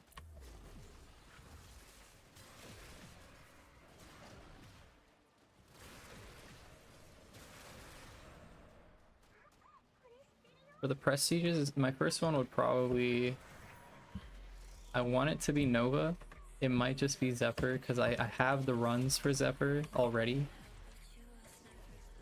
I don't really want to do Zephyr as my prestige. I feel like a lot of people would do Zephyr prestige. But like also I'm not really like going at it really hard or anything. The Cascade Discord roles were fun for me, but like it's a huge time investment still, so I'm less interested.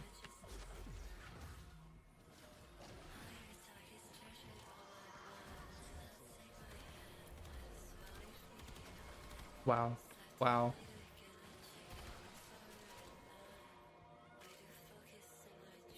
Lavos Prestige? That is gonna be a rare Prestige. That'd be pretty cool. I wasn't even aiming at you.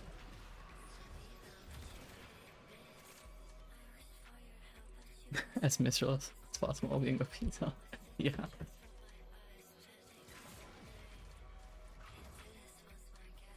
Solo run give Enjoyer roll as well? No, yeah, you can. If you do 10 solo runs on a single Warframe, you could totally just get Enjoyer off that. I know somebody's done that for Ember.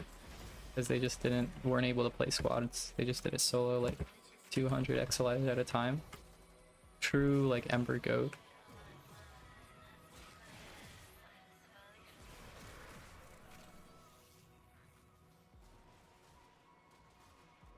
You can do 10 screenshots, or I mean, since it's now just a total of 1070 XLizers over at least 4 runs, you could do like 4 250 plus XLizer runs if you really wanted to. It's like 3 to 4 hours each, but like, if you want to do that, you can.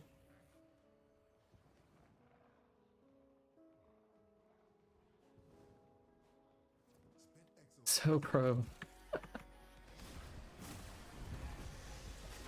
I'm like the Voruna gamer of all time. I didn't miss that. It's...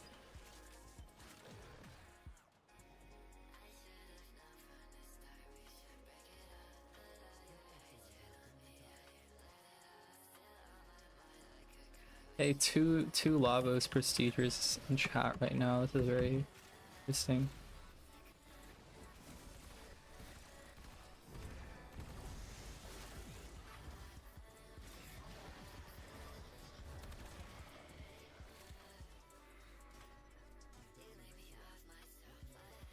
Yeah.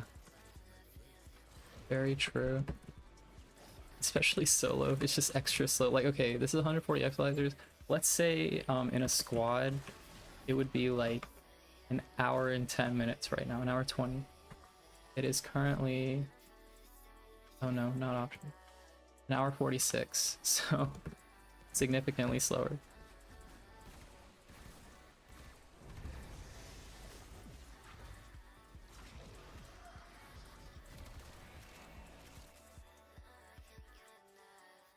I'm so washed. It's over for me. I'm retiring soon. Full-time deadlock player. If I went full-time deadlock, I would probably be so goated. Be extra goated. Because right now I'm not Eternus right now. I'm still they're still putting me in like lobbies with like high phantom players. Because I just don't play enough. But if I did play like crazy, because now I'm like I was playing Ivy a lot, and Ivy is like weak, so I was like handicapping myself. Now I'm playing Paradox, and I'm going crazy. I'm doing so good on Paradox. She's so good. And like I'm just really good at using her. So I could go Eternus if I just went crazy full-time deadlock.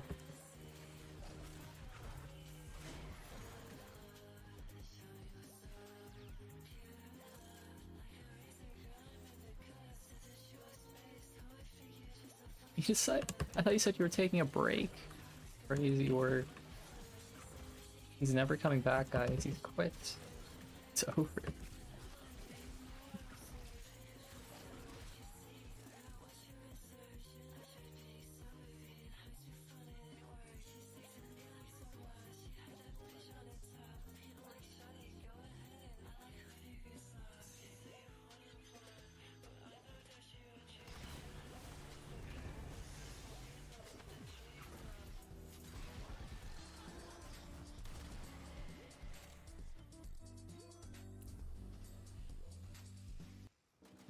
Yep, after this I am going to bed.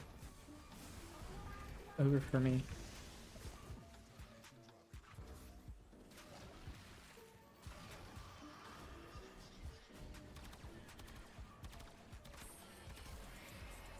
I thought there was like a One Piece chapter that was maybe gonna come out today, and I was gonna read that, but I don't think it's coming out today. I think maybe next week.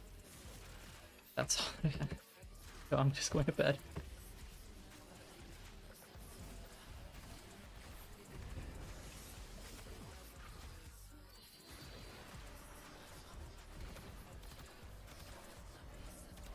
Oh my god, oh my god. Please. Die.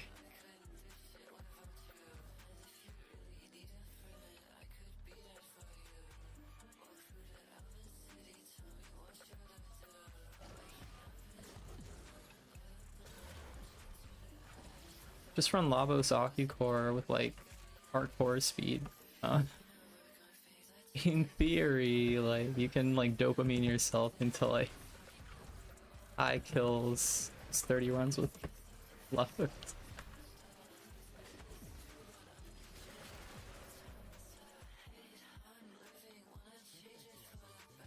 Oh my gosh.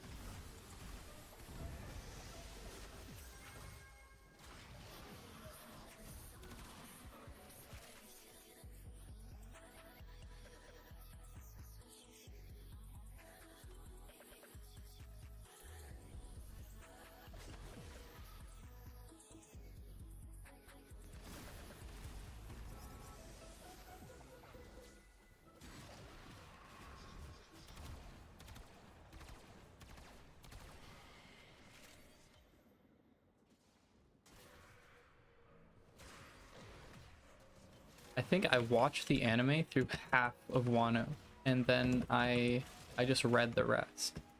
So I actually haven't read half the manga, I think. I own it though. I own like the whole series. I just went crazy after I like caught up on the series. I was like, "Oh my god, I need to like buy the volumes." So I own it all now. But I haven't read it all. I have watched it all though.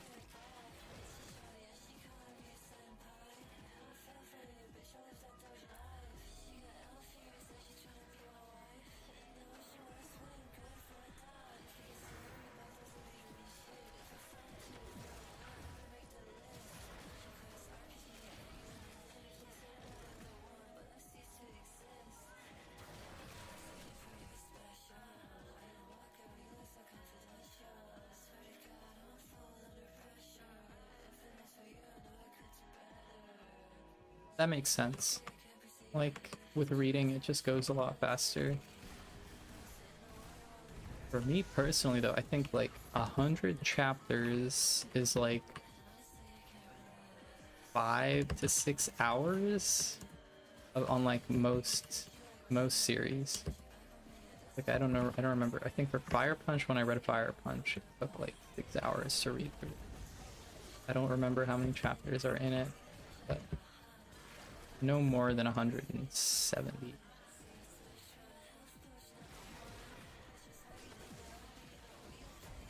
Oh, am I dead to Shock Eximus here? Crazy.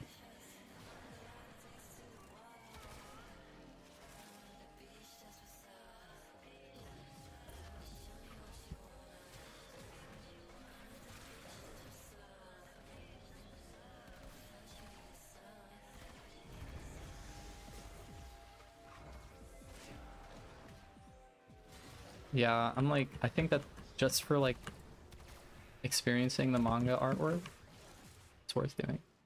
The video settings are much better. Okay, thank you for letting me know. They do look better to me too.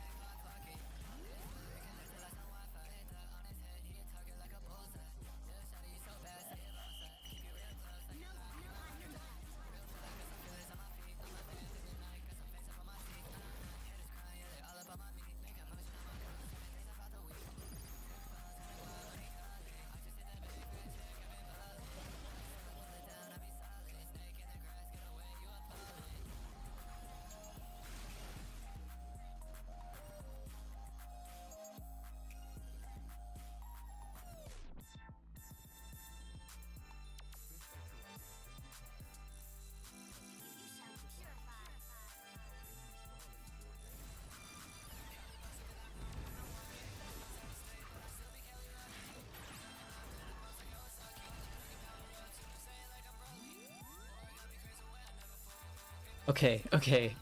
We actually solved this problem a little bit ago. So if you go to reload with context action input and you turn it off, um, that'll fix the problem. So there you go. That's so funny that it came up uh, in the same like hour. But yeah, just turn this setting off. I had the same problem and they let me know.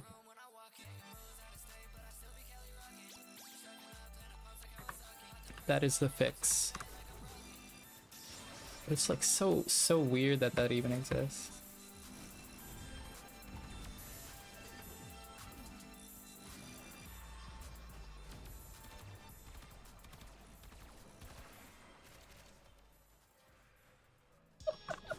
I'm glad that we got that sorted out.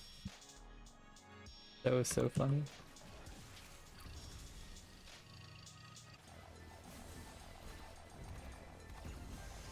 That's great timing because like if you asked me like 2 hours ago, I would have been like, I don't know, I have that problem too.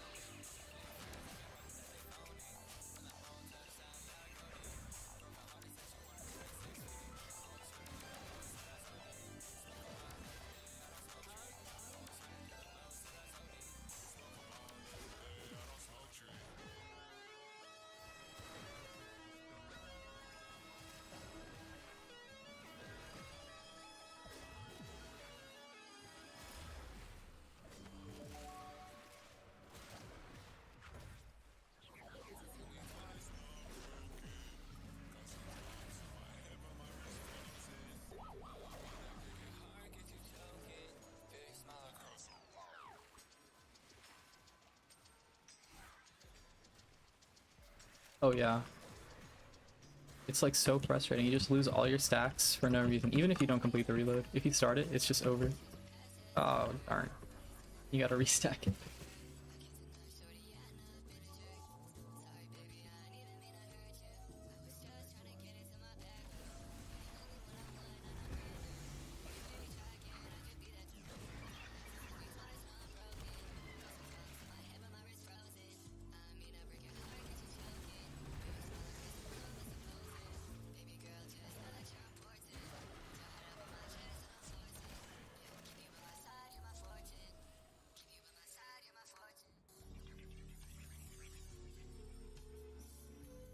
My god.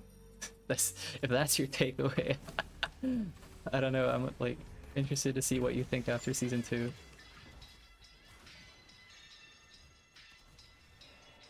It's like it's a very different.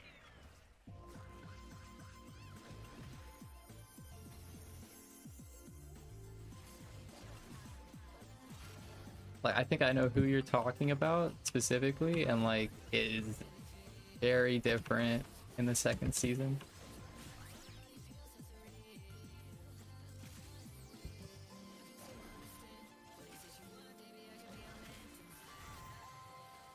But yeah, one of the best series of all time, I think. Vinland Saga, very good.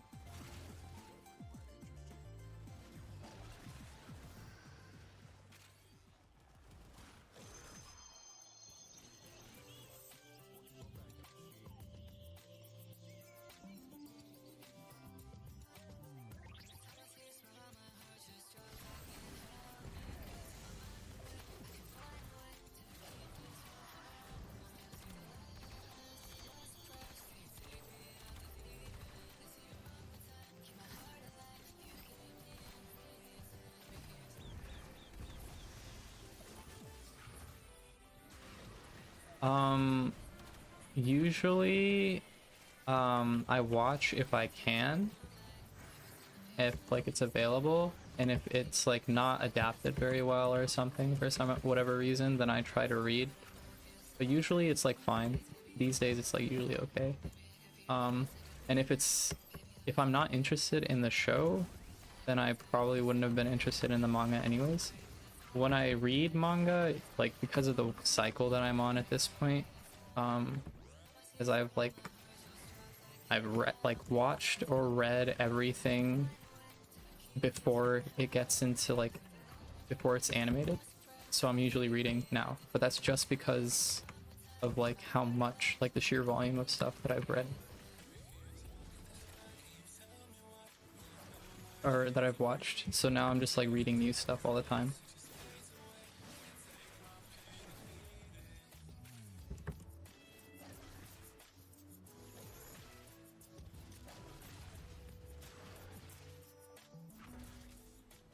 So like now, like Sakamoto Days is like the next big one. The next one that I see getting like really big, like mainstream.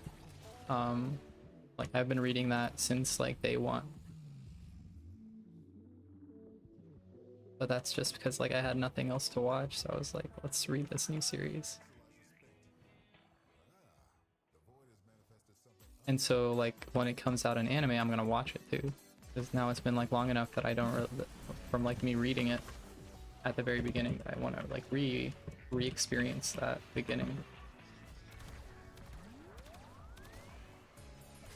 Same like thing with Danadon. I've been reading that for like at least a couple years, since like chapter 10. I don't know.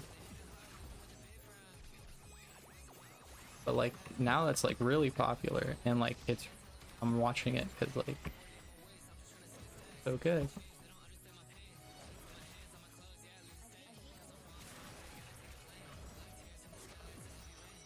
But if it's already animated, then I'll try to watch it first.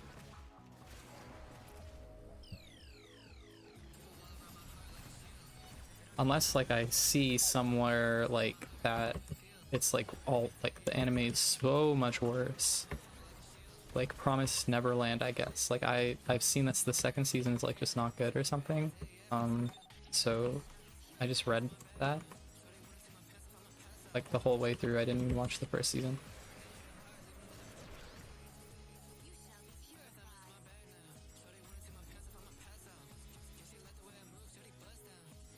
Isn't it? I think it was announced. Was it announced? Let me see. Let me see if it's been announced.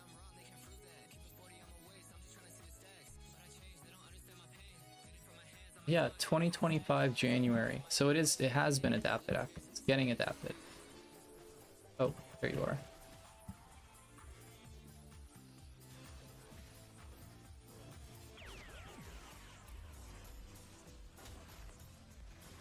Whoa, whoa, whoa, what the heck? Oh, I'm dead. I'm dead to that.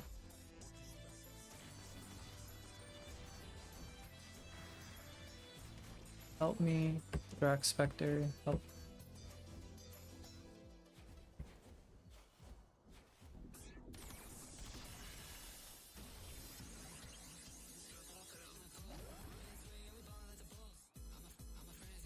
Oh yeah, Arcane this month now. Well, now it's November, right? No, in 30 in 30 or so minutes it'll be this month. It's dropping. Like in a few days, I think, right?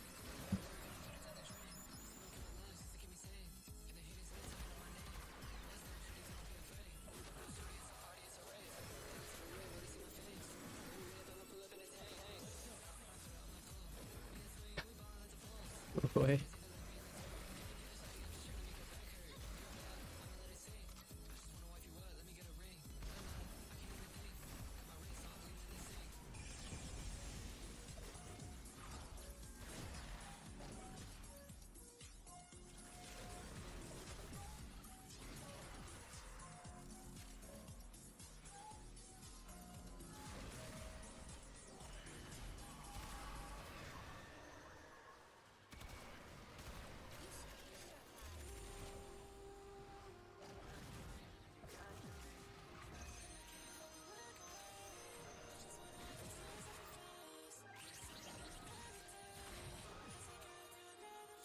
Oh, Wrathful Advance. So my fourth ability is like the subsume off of Kalervo, and it just gives you flat critical chance off of your power strength.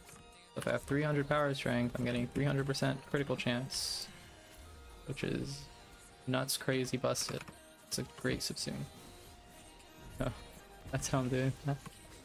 November 25th. I thought it was November 4th. Oh my god, I'm cooked.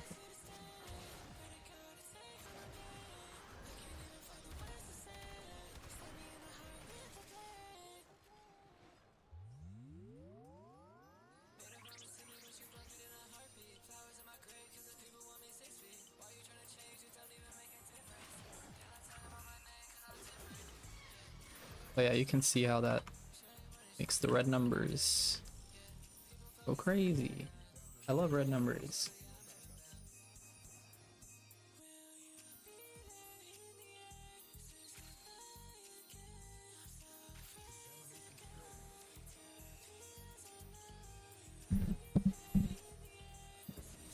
Okay. Sorry, I had to sneeze.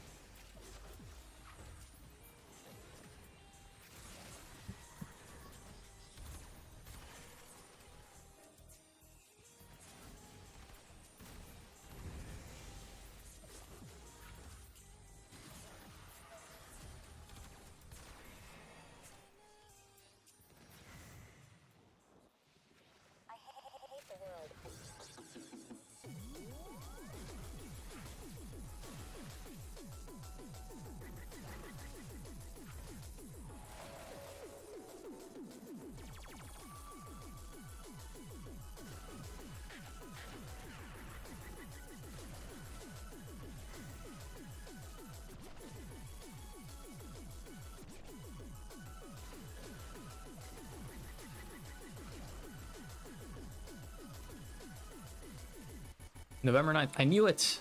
I knew it was sooner than I thought. God, I'm like a genius.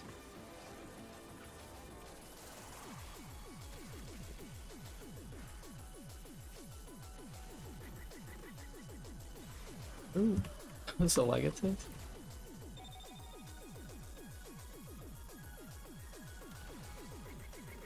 Oh, violence.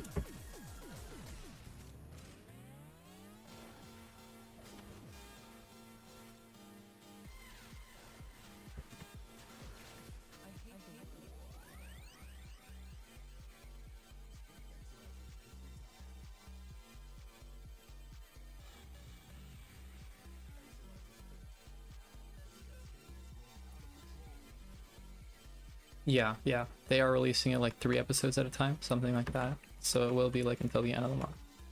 Which is good because like Netflix, like releasing something all at once and just in general releasing something all at once, it like kills hype. It makes it like the most talked about thing for like 2 days, and then after that everybody forgets about it. So it's better. I'd even like prefer it to be like a once a week thing, but I think it's still 3 episodes per week or something for the month.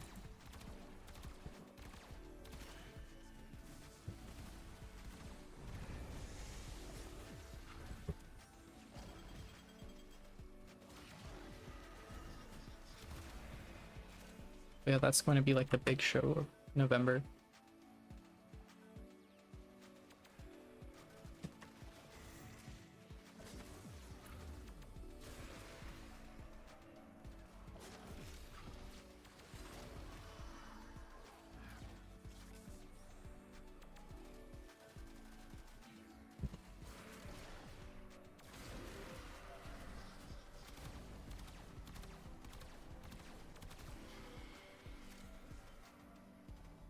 You don't like staggered releases? You prefer the binge schedule?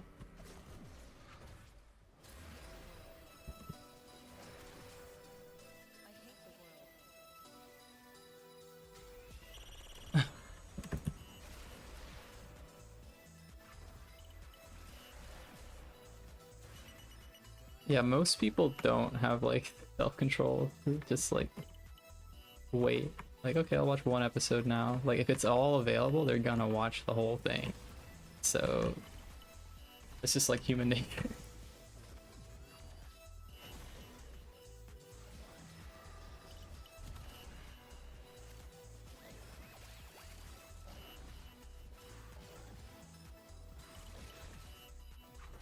I don't know. People talk about it online, or have talked about it online, like how if you release something all at once, that means people will also get to watching it like all at different times. So there's like less discussion about it online because like there's spoilers everywhere, so people don't want to interact with it. People don't want to spoil it for their friends. People aren't sure where their friends are at with the series. But if it's like a weekly thing, you watch like one episode ideally, or like two or three, like with Arcane. Then like everybody has like the week to watch it, and they're like discussing it, like going crazy, like, oh, blah blah blah. It just like it makes it more fun to engage with.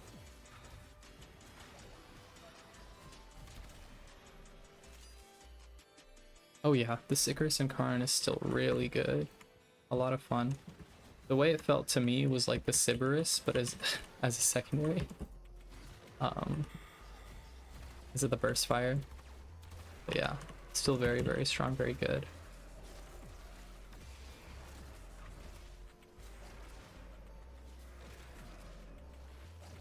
It's fun too. The issue with it for me is like I don't like that it's like semi-auto.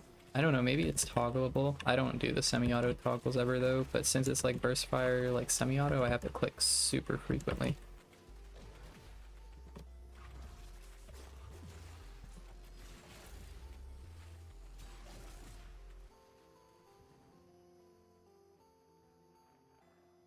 Exolizer spent.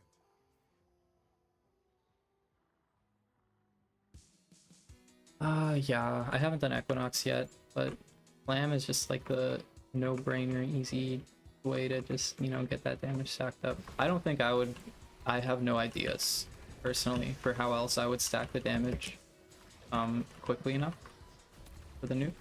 So, like, yeah, it's just Magister is the way to go. And I will do it, eventually. I've just been, like, delaying it. But it's just like more Magister, like what? What's the point?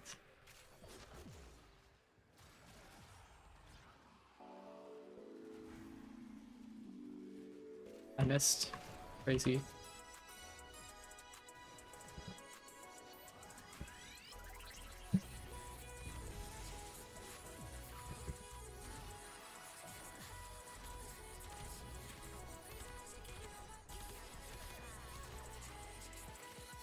For Saren's solo level cap, for survivability, just, you know, the general ones first, like don't tunnel vision on like killing Thrax Spectres, mostly worry about like getting them off of Exolizers and then like surviving above killing Spectres. So don't like tunnel vision on Spectres and die in Operator or something, because Toxic Lash makes you vulnerable in Operator, I'm pretty sure. And if you're using Roar, especially, you'll be vulnerable. So just keep that in mind. If you're using like secondary fortifier mostly to live, that's the easiest way to do it.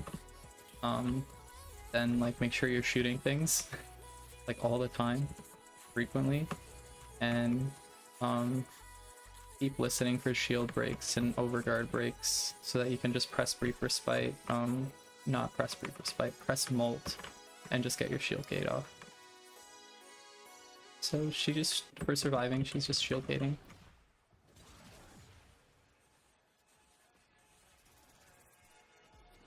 Oh yeah, Augie for secondary fortifier makes it super easy. But that's where like don't tunnel vision on Thrax Spectres comes in really, like that's an important tip, because if I was sitting here and I'm just like shooting at this Thrax like this whole time, and like my Saren's over here vulnerable, right? I'm not invisible, by the way. She's just gonna get chunked down and I'm gonna die. So in that case, like I would kill that like Thrax, I would like let it like float around for a little bit, wait until it's safe before I would even try to kill it, even consider killing it. Just it's the safest way to do it. Unless you can like guarantee like the one shot, like then I was like, okay, within a couple of seconds I can kill it. Because it's like started to like do the thing where it like slurps up an enemy to survive. So it gets a damage ramp on it. But if it turned around and I can't shoot its head, then I'm just like immediately going back into Saren and killing, like shooting things to stay alive.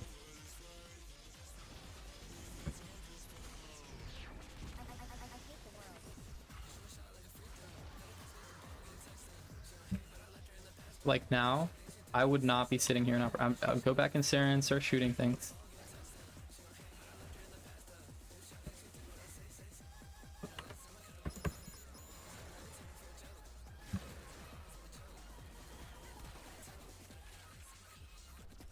Like I heard it there, like trying to respawn. So I went in there and I just one-shot it and then I got back in. Those are like the kind of opportunities that you're looking for. And if it respawns fully, it's no big deal. It's just another like pool of overguard that you can eat from, you know? And you'll just kill it again.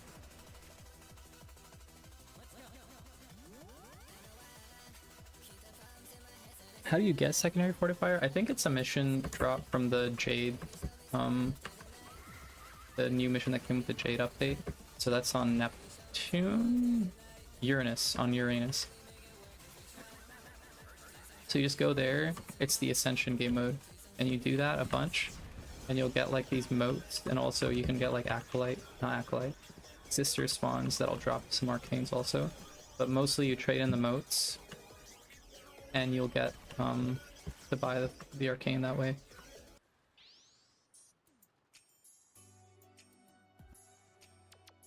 Yeah, the solo is really fun, I think. A lot more people than I ever expected like really like Ivara Sporothrix. Like I don't know what it is about that. It was just like a silly thing that I wanted to try once. And I don't know, like so many people tell me they're like, oh yeah, Ivara Sporothrix. Like I don't know, I don't think it's like even that crazy of a synergy.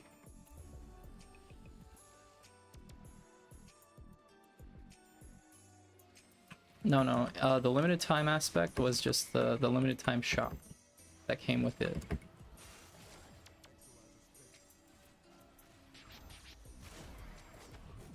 So like you can't get some of the cosmetics and things that came with it, and also you can't get like the Eidolon Arcanes. I think that you were able to trade in for Eidolon Arcanes back then.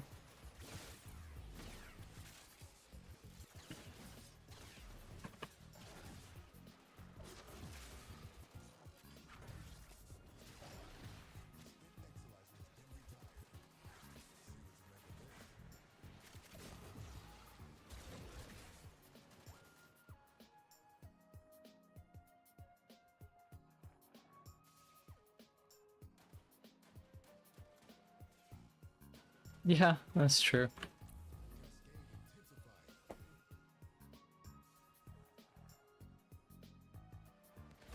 It is very rare to see. Like, I tried out like the Vectis for level cap on Gyre. Oh my god, what's going on? Okay, that's fine. I can kill this guy. This is what the Furious is for. That's why you bring the Furious.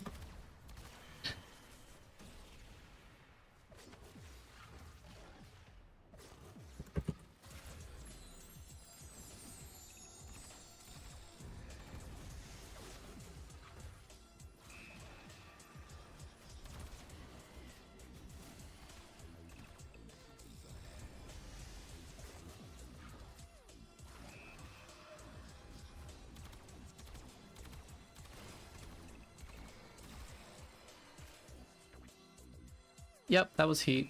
The Furious Incarnon is just like pure heat, and with heat inherit, you can stack like hundreds of heat procs, and they're all doing like a ton of damage. They're all ticking every second for all that damage, so it kills level cap really fast. That's why the Furious is so strong. It's one of those like super easy. Yeah, use this if you want to level cap. just like the dual tox assist. It doesn't work as well on things that have like status resistances, like acolytes and stuff, but it's still very good.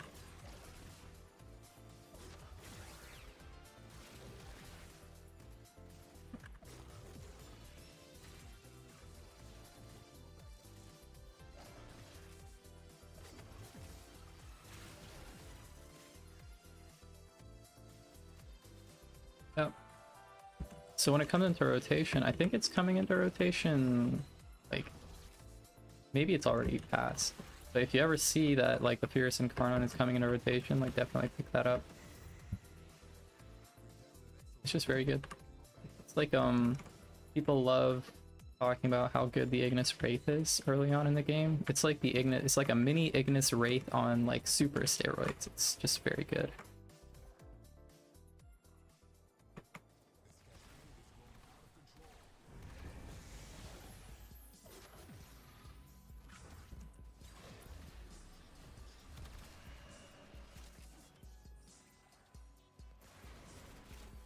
It feels wrong. Isn't that like the point of Incarnons though? To like make a not powerful weapon like feel strong? I think it's super appropriate that it that it's for like a non-prime weapon.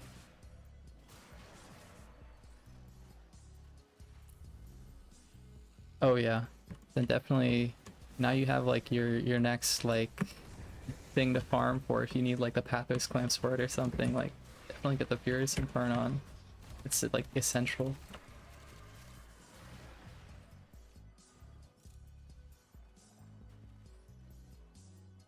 The new liches, the new Coda boy band people. I love the designs of like just the boy band aspects. Like the infested part and like their like human counterparts is like very good. So I'm excited to like be able to convert them, and like also the new weapon. Like, okay, we were just talking about Sporothrix. Like Sporothrix is gonna be the first thing that I get as a Coda weapon. It's gonna be my first thing with Magnetic Progenitor, and it's probably gonna be so busted, insane, crazy. I'm so excited about it.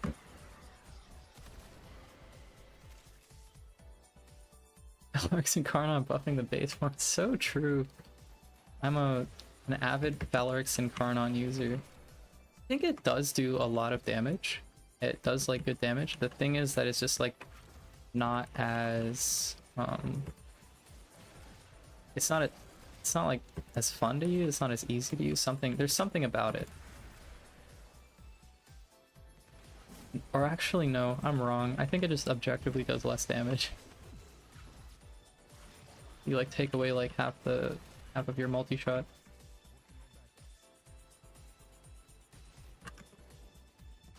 Oh my god. No way. Thanks, Dorito. Perk to dying while invisible is Doriga still up. I think that Lancer was just shooting at somebody whose radiation proc across the bridge, and I was in between them.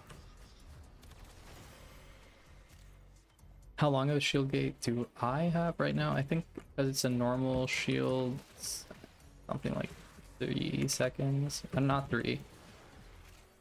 Like 2 seconds. It scales depending on how much shield you have too, so I don't actually know. If you use catalyzing shields, it goes down to 1.3 seconds no matter what you do. If you're using a decaying dragon key, it's just like 0.5 seconds. It's like really short. And if you're using like Protea, I think Protea Hildren, it's 5 seconds. And how do you know how long shield gate you have? I don't know. I think that it tells you somewhere. It tells you like in your shield. If you hover over your shield stat in your Warframe menu when you're building it, I think it shows you like shield recharge duration and shield gate duration, something like that.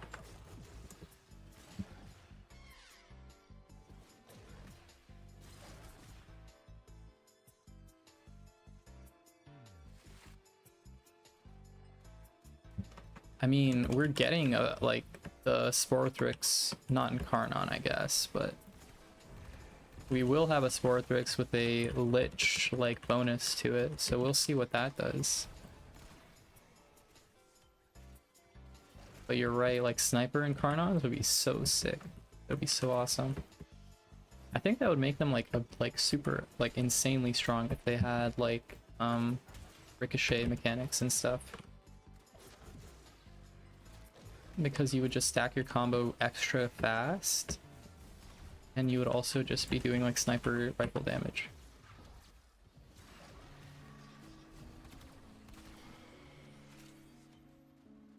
Yeah, it does show in game. It also makes like a sound when you lose your shield. It goes like down or something. I don't know.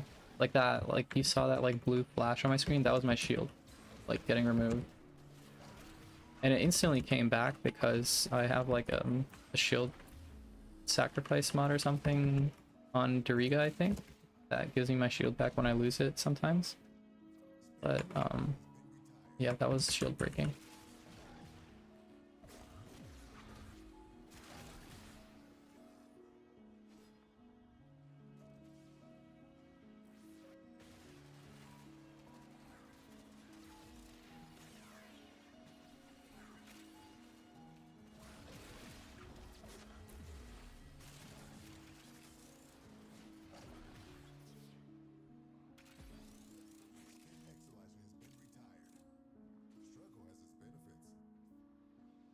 Endurance mag mains would go crazy.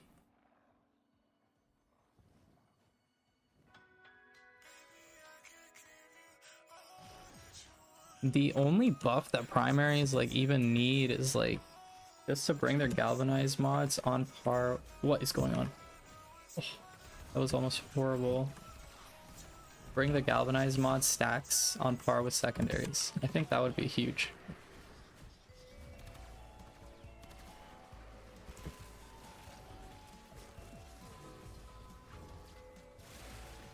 Maybe not the only buff that they need, but that's one thing. And then they also need like better arcanes. So that's what some people are hoping for with the new update in December. You get some better primary arcanes. Something like secondary fortifier, like who knows? Just something that would like really make it insane.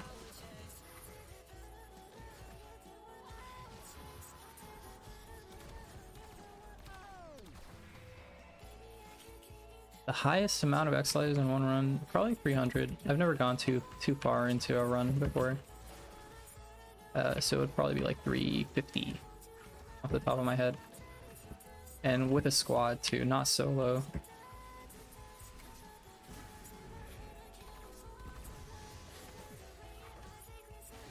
This is about as long as I'm going solo right now. This is the longest I've ever gone, I think. Longer than when I did Loki and stuff too.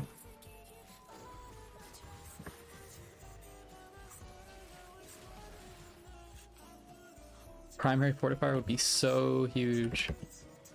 Primary fortifier, magnetic, like all these things to deal with Overguard, and then you never have to use Zata's Whisper again.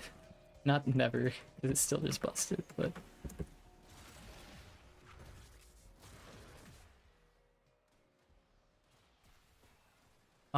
yeah, I think that Cascade, when you're doing Cascade Fissures, is still the most profitable game mode.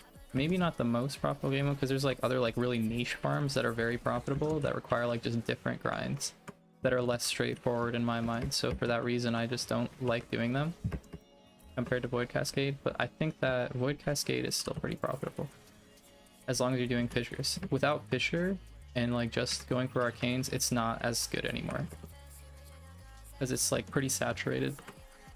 Like you can see in the markets, like you're not selling a molt augmented for like 120 platinum anymore, like that kind of deal.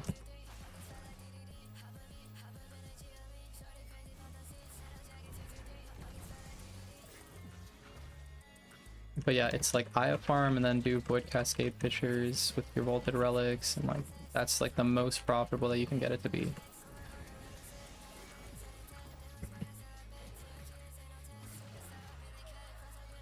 Yeah, in terms of sanity, I agree. This is like the most fun that you can have while farming platinum, I think.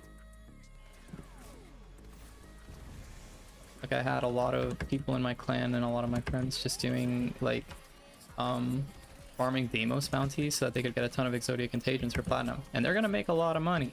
They're gonna make so much platinum. Like one of them had like 60,000 mother tokens, and they're probably getting like 2 or 3,000 Exodia Contagions that they'll sell over the year.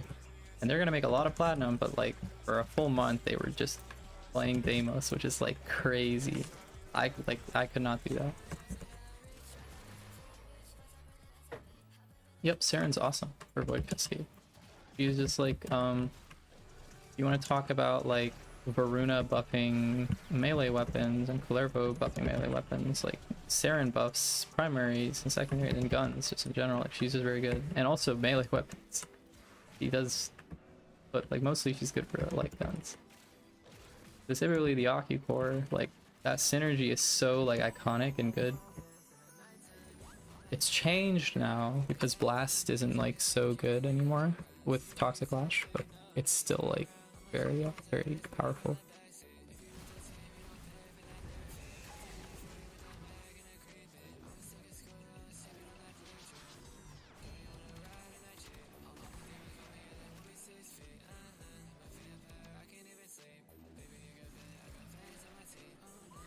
Yeah, that was Jafari. This guy right here. Psychopath. Jafari did it, and also another person in my clan, Mute. I know that they had just absurd amounts of mother tokens.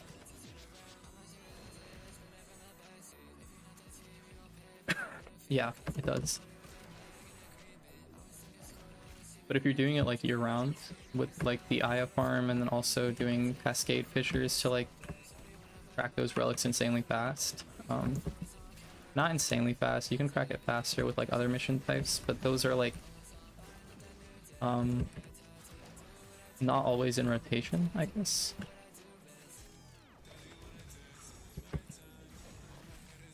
And also like mindless to do, like I hate and loading in and out and like I don't know, I hate doing that.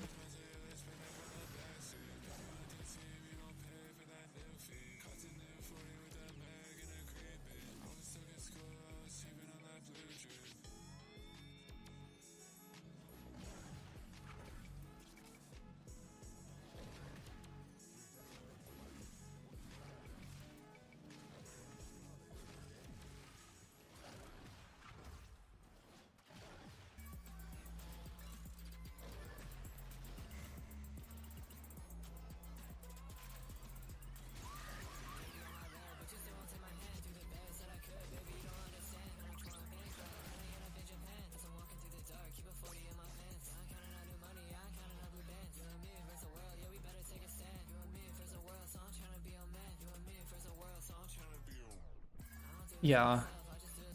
Most of the Exilizer bugs are like, sometimes it's like just like you cleared an Exilizer while the timer is going down.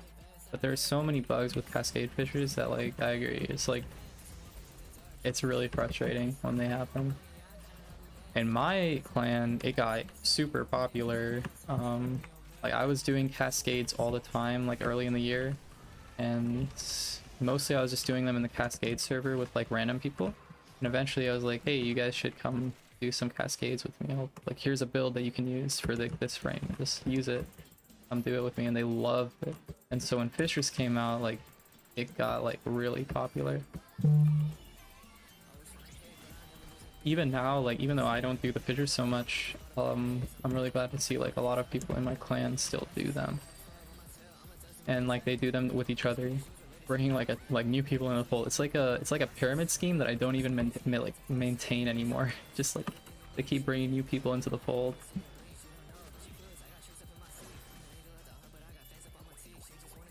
Oh yeah, the upgrade relic bug was like absurd. Like I reported that to DE like 6 months, like a couple of days after Cascade Fissures came out, because it was like game breaking.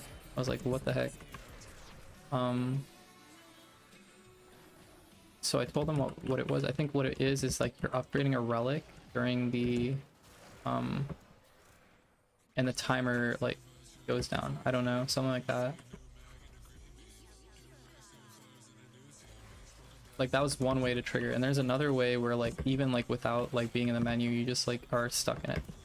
Uh-oh. Never touch Fisher again is crazy. Oh my gosh.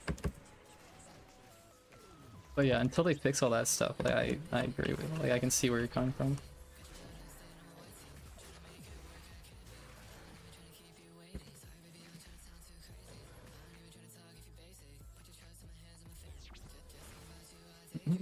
Kill per minute speed is more important in a run, or just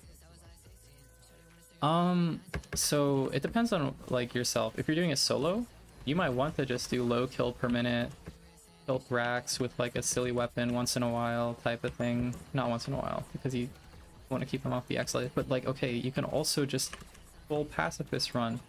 Look up David Kim, like solo no kills, solo pacifist run. He's done it. You can get through like a Void Cascade just by managing your Exilizers and just let them get captured and recapture them yourself over and over without killing anything, and it'll work. After a little bit of time, you get like a timer, like you have to kill enemies or else you fail. So then you kill some enemies then, and like that's all you have to do. But yeah, it just depends on yourself. If you're doing it in a squad to farm though, then you want a high kill per minute. You want to kill as many things as possible so that your farm is maximized. Especially Thrax. Thrax, like, you see this Spectre here? This guy would have been dead, like, 45 minutes ago. In a squad with me and, like, my people that I'm in a squad with. Because you want to be farming hard, getting those arcanes as soon as they spawn, and you don't want to take up the mob cap for Thrax. I'm pretty sure there's a mob cap with Thrax. So I would be burning these guys for their arcanes, and it's okay because like I don't need them to revive me in a squad. Like I have my teammates for that. And in like just in general, it's really hard to die in a squad run because the enemy aggro is just spread out across multiple players. So shield gating is easier, and like just surviving in general is easier. How can you do that with no kills? So like, say like I have like the 3 Exilizers in this room, right?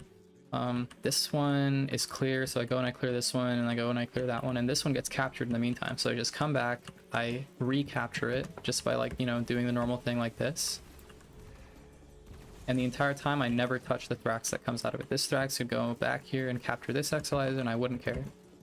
So you can see how David did it in his video, because he made a video where he went all the way to level cap. Yeah, it was on Wisp. He did another one on Wisp where it was just no mods.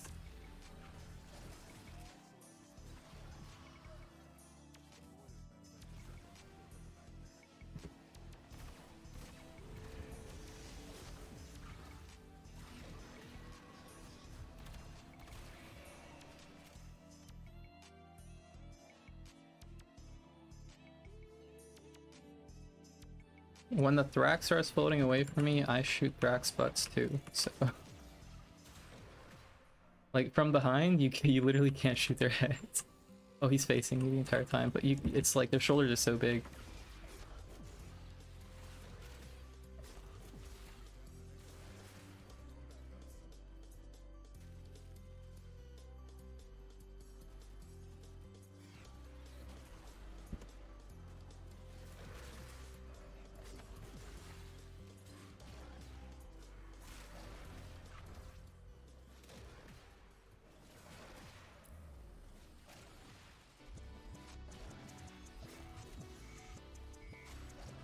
I think David wasn't even the first person to do a pacifist run. There was somebody else who did it as well. I don't remember who though.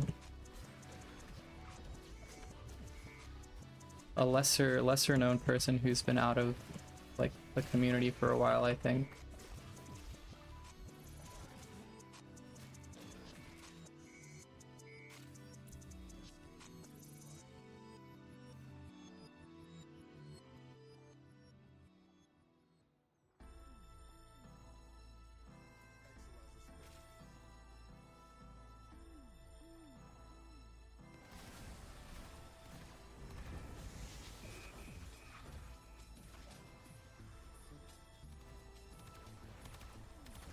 You see, I was shooting its butt.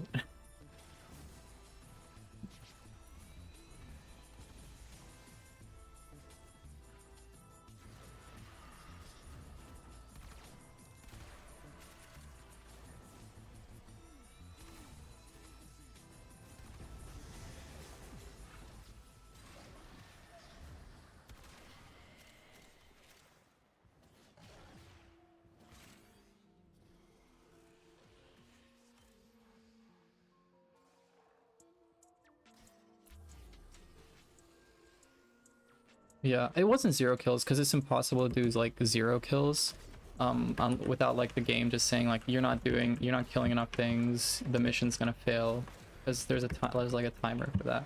But with like minimal kills, it is very possible.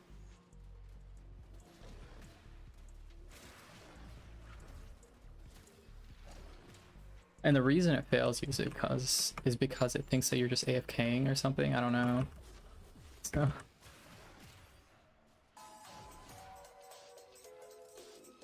kind of silly, but yeah, like the only thing that progresses Void Cascade, like even killing in the bubble doesn't progress it. All that killing in the bubble does is reduce your little bar up there in the top left, your threat level. All that you have to do is clear the Exilizer and keep it clear for 90 seconds total. And as long as you get that done, you don't have to kill a single thing.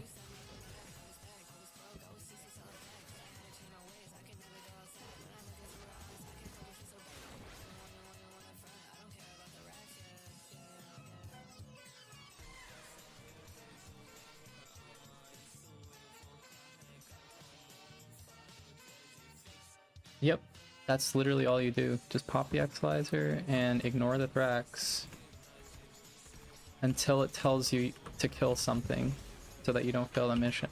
Then you kill something and then you keep going. Usually you just sit in Operator, or like if I was Voruna, not Voruna. No, it's like energy regen's a problem. For most frames you would just sit in Operator.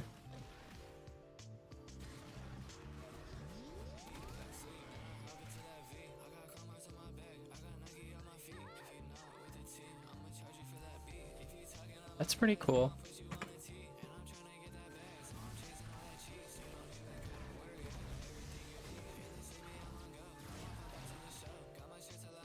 I know that like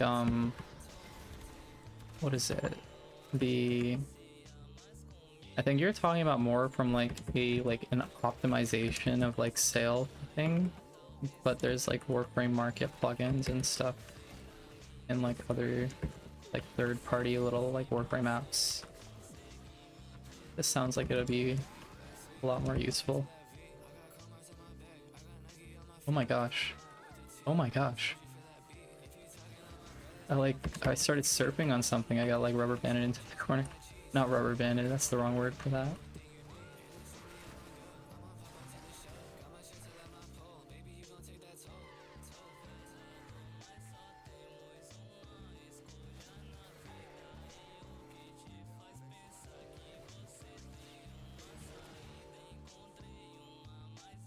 Excalibur.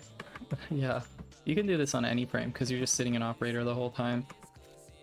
So the time when I was considering doing the full pacifist run was whenever I decided to do Inaros.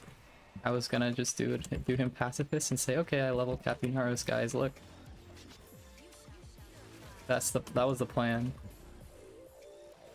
You just pacifist run him.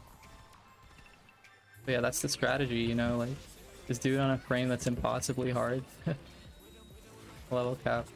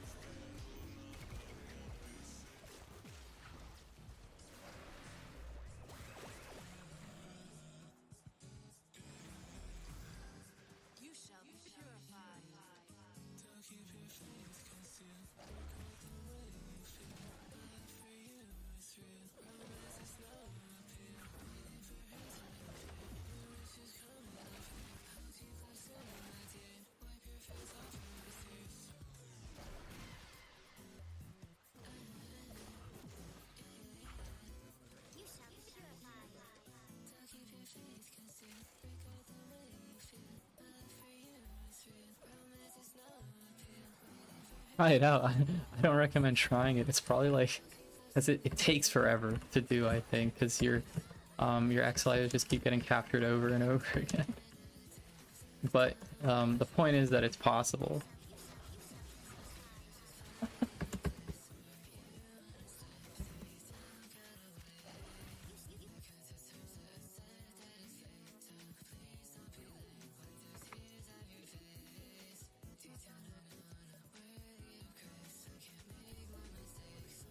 If you do want to try it though, good luck, you know?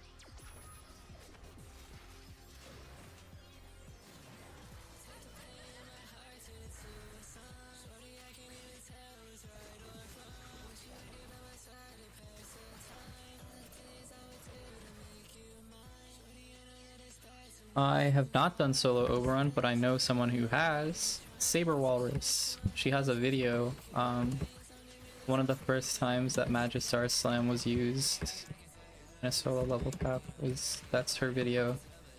I haven't done it yet, but a lot of people have at this point because there was also like an event with Oberon. But I will get to doing him. He's just a basic. He's just a shield gator. He's got like armor stripping in his kit and stuff, so he's actually not that bad. He's pretty good.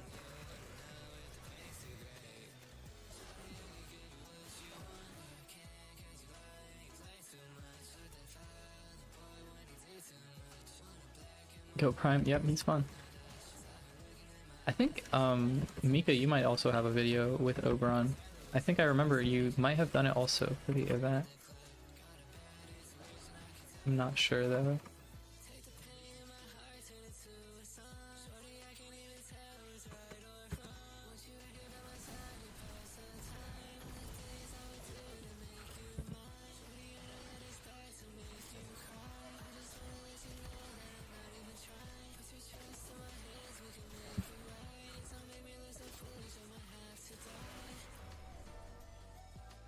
Shield tanking? Oh, does that work? Just straight up like shield tank, shield regen, shield getting sometimes? Oh, with Bazarin, okay. Yeah.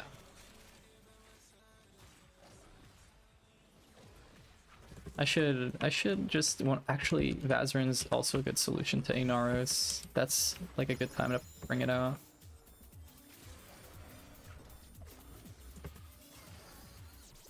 I thought that I would need to use Bazarin with Nidus, but he is, with his augment, very good at maintaining stacks. Like, it's so easy. I think like his maggots just like make it exponentially better. It was so easy.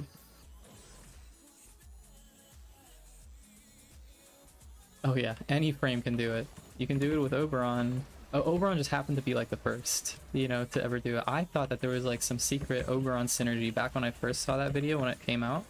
I was like, oh my gosh, the Magistar is so strong. Like, what is Oberon doing to make it so good? But nope, it's just Oberon. It wasn't the thing. This Magistar was that good, and now it's everywhere.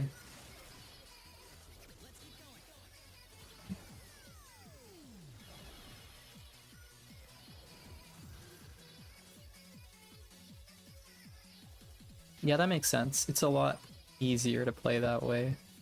Easier, chiller, less of a headache. Like when I was shield gating on Kome, like that was the worst experience of my life. Like I wish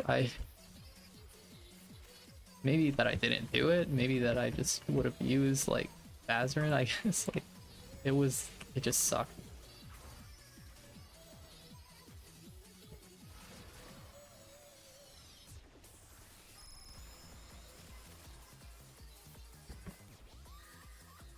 Slam, yeah, Slam heavy attack's still good. It didn't actually get nerfed, just Wukong and Wukong's interaction with it. Now you can't like do the same animation cancel, but like you can do an animation cancel. You just have to use Molt as a helmet, and you press Molt after you slam down, and it'll cancel the animation. So technically the nerf happened, but it's there's ways around it, and also it's even like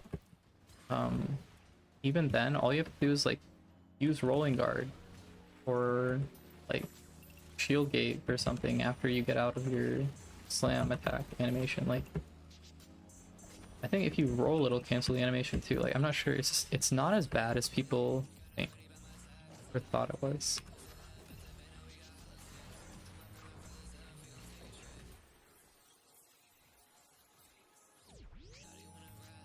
Oh yeah, like personally I regularly just like mistime it, so I just die like every like 20 seconds anyways, you know, which is like basically like I'm not shield gating at all, you know.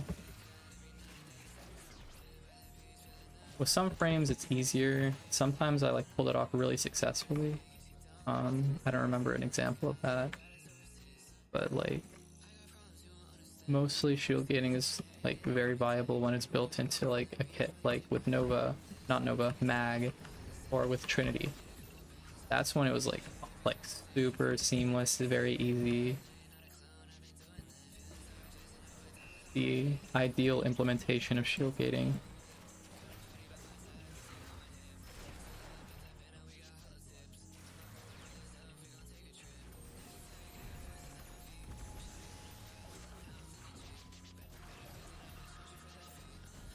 And I feel like it's like sometimes buggy. Like I don't get the full 1.3 seconds even with catalyzing shields of invulnerability. Even when I was on Protea, when I was shield gating, I wasn't using like Reaper Spider Augur mods or any shield recharge or anything. I was still ending up with way less than a 5-second shield gate off of like full overguard and everything. Not overguard, over shield. So like it was weird, it was strange. But in squads, I think shield gating is still very good, very strong. Because you don't have like 3 million enemies aggroed on you all the time, it's 3 million divided by 4.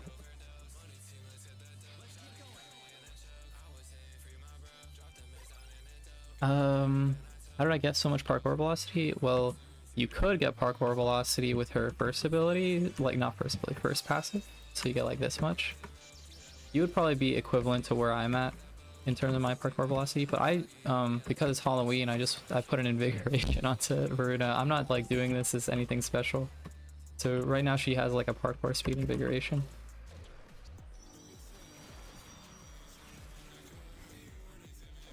And that's how. But the other ways are like,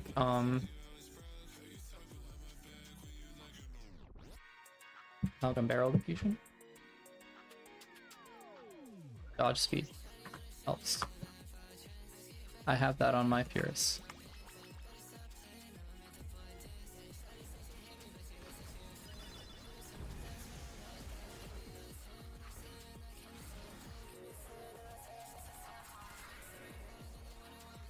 Oh yeah, the Keratinous range thing. I mean, that is just like game breaking. Like I'm glad that it's been fixed, you know?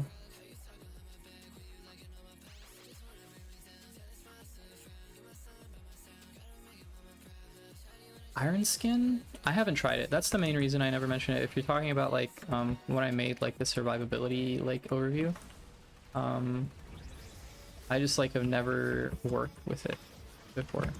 So to me, it was just like normal overguard gating, which is basically shield gating, you know?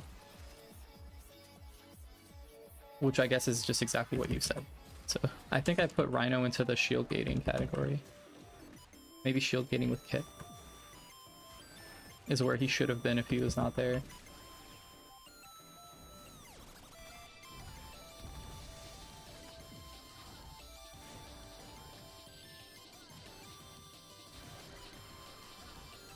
The chat causes the moonwalk bug. I don't often get moonwalk bugs in solo runs just because I'm the host. Generally it's like a client issue.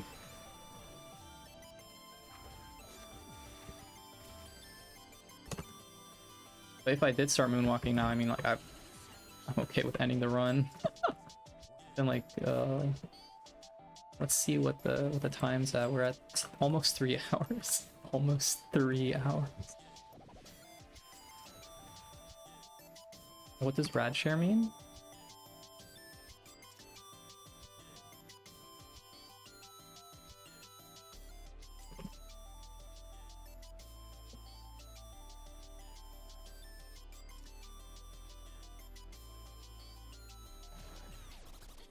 Oh, and the other thing that adds parkour speed is when you're invisible in her first ability, you get parkour speed. I forgot to mention that.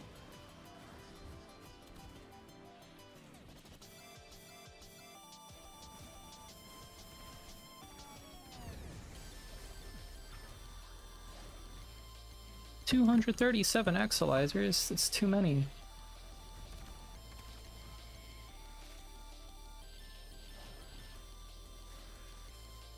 I did want to stream a little longer because it is like Halloween.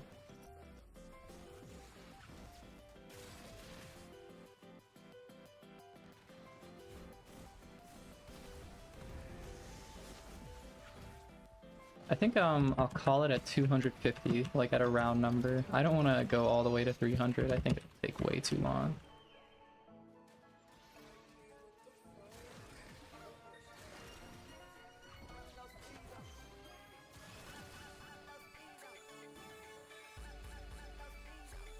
Oh, the way that I fix the constantly pressing movement key button is like I just press escape and then I go out, and usually it's fixed. Usually.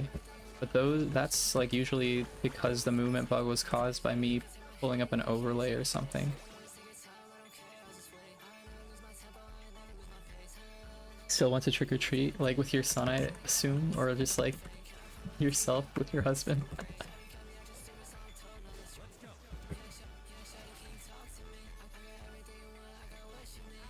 You gotta work hard for the can. That's so true.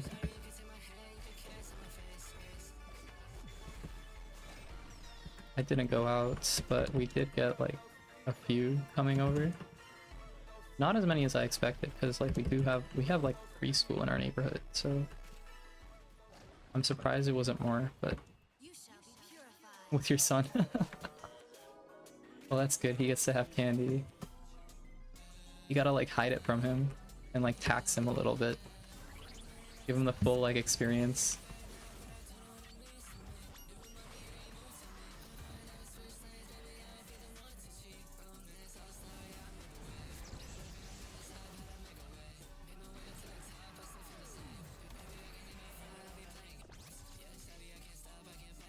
$250 on this. Yeah, I mean, it was gonna be slow either way, you know. With it being solo, like, I'm not in a rush. I'm not trying to beat Aku's speedrun record.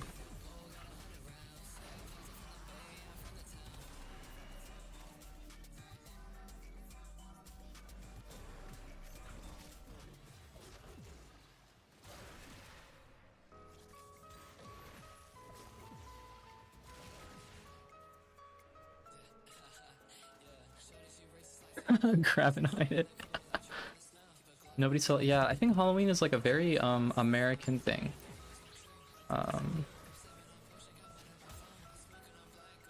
It's mostly like it's like Christmas but for like candy companies, I guess. I don't know, like instead of like people who make toys making all the money, it's like the people making candy. But what's nice about it is all the candy goes on sale right afterwards. So just a little hot tip if you're in America around Halloween.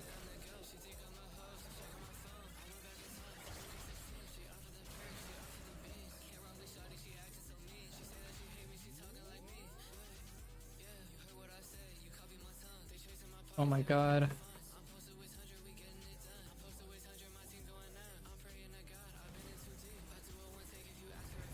That just depends on how much you studied. The professor said we didn't have to read this part of the textbook, but I'll read it anyways. Then it shows up on the exam. That's the trick. Just never trust them.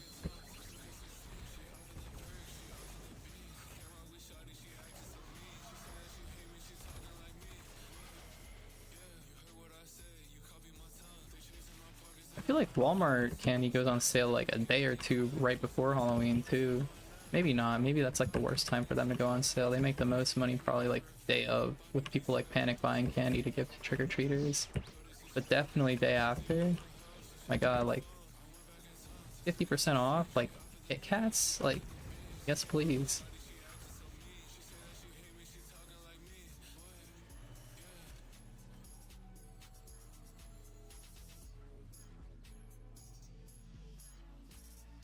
Oh yeah, so you can pause your runs as well.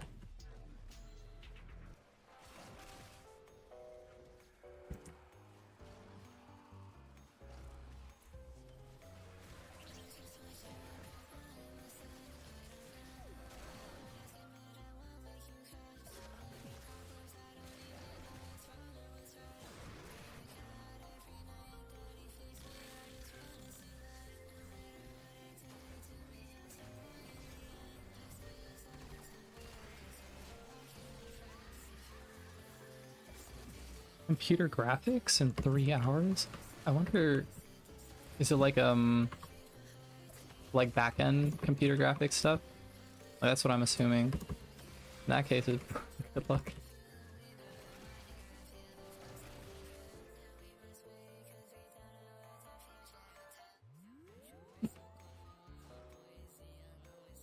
Popcorn instead of candy. Whoa.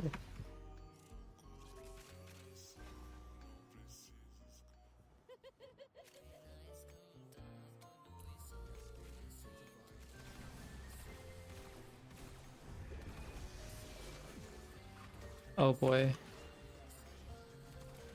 Yeah, that doesn't seem easy. You should study. Am I posting this run on YouTube? No, I mean, the VOD will stay up, but I'm not gonna make a YouTube video out of it, if that's what you mean. So you can go back and look at the VOD anytime that you want to.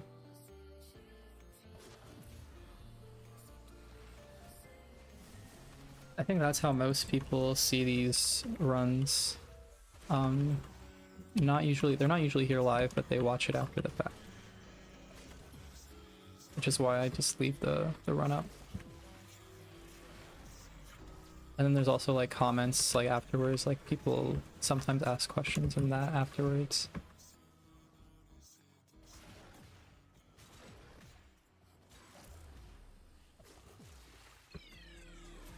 Well, if you study for a week, hopefully you're prepared. So if that's the case, then now you just have to like prepare yourself mentally. You just have to get into the exam headspace.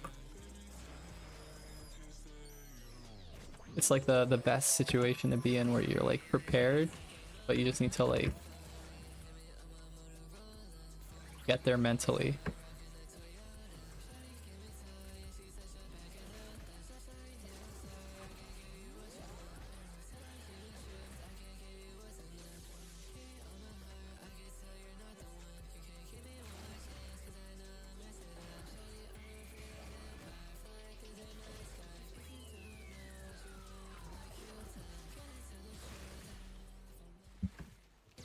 I'm not, actually, with the Titania run that I didn't make a YouTube video after the fact with a different run. I might still do that with like Corpus, but when I left up the VOD, like a lot of people were asking in the comments like, how is Titania doing that? Like how are Dex Pixia doing like AoE damage? And I didn't know how to like respond sometimes, because I was just like, I mean, it's just a bug. Do I tell them that? Like,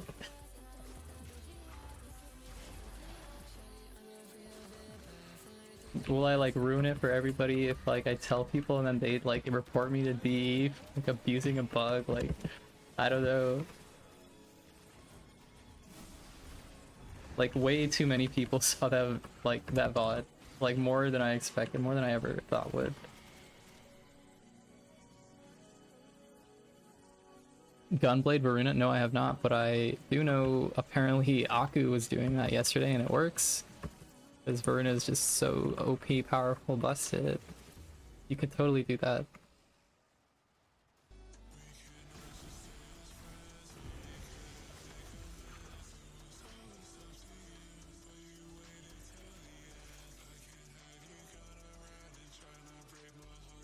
Gonna be gone soon. If they do get rid of it, then they better rework Titania's pistols. They had better do that. Because without all this stuff, it's just super... They're just not good.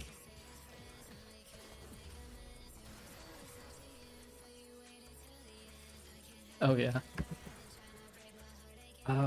With Voruna, the other like thing that I haven't tried yet is I think it's Veracruz.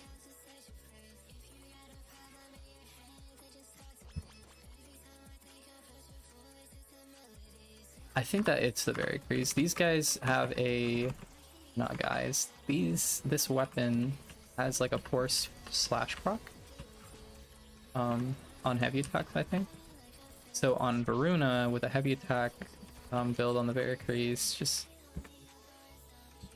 like that, I think that it is going to do double slash pick. So it's like one of the stronger weapons that you can use for her. But I haven't tried it.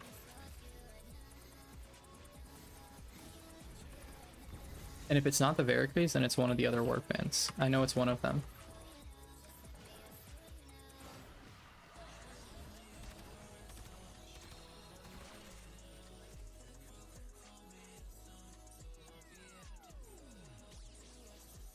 I did mod it for Blast, but it was also like a bug that allows the Dex Pixia to proc melee influence and also secondary fortifier, which is how I was getting the overguard.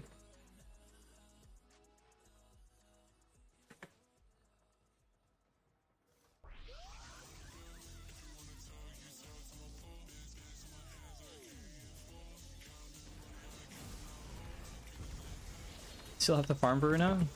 Well, with how popular conjunction survivals are, you could just like sit around like AFK and like some relic mission with some people for a few hours and you'll get their parts probably. So she's one of the like she takes a long time to farm, but she's not hard to farm. You know what I mean? It's pretty painless. But definitely get on that. She's so good.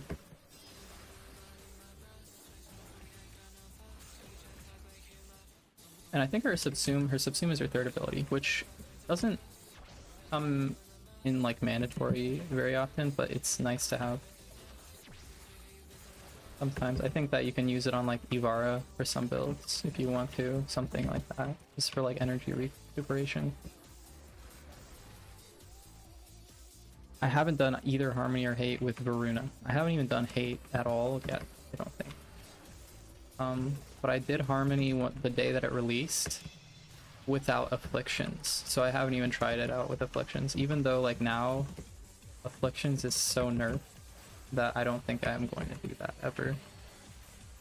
But the reason that I decided not to is because Voruna dies if you go for like extended combos with her. She's like a hit and run character, so for her the best weapons are single heavy attacks, or that's like the playstyle with any melee weapon, or you use a Zaw and just like do your double jump, throw your contagion projectile, and call it a day.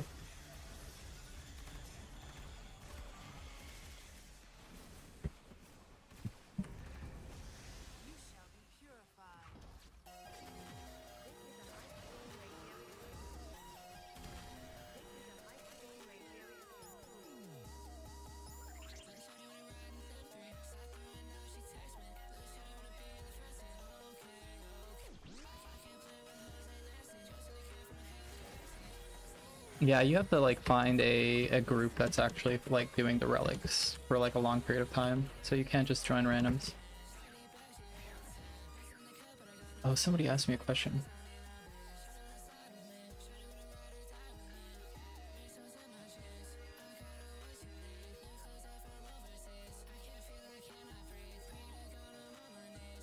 didn't see that they asked that because I tabbed out of the chat. Oh, I think that's all though. That's all the Excelizers that I'm gonna do. I can get to 260. I can just wait for these three to clear.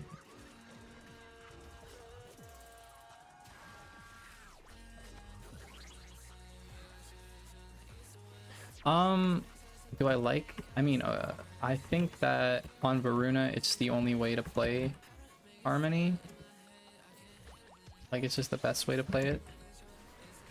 So, in that regard, like, yeah, I guess it's good because I don't mind that playstyle on Voruna. But yeah, it is pretty similar to Magister. I mean, if you're doing heavy spam with any weapon. Oh my god! Right when I try to extract, I left you here for so long. You just pull me back. That's not cool, bro. I'm gonna clear this so I can just get out. What? I was just about to take my screenshot. Hands off my keyboard, basically. That was crazy work.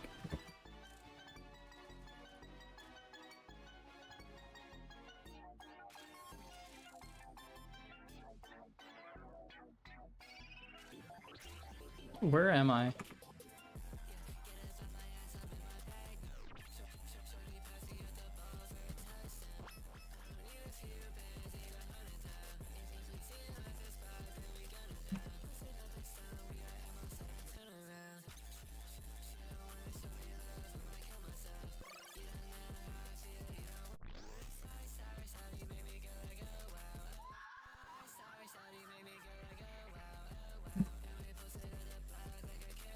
Okay. 4666, very Halloweeny.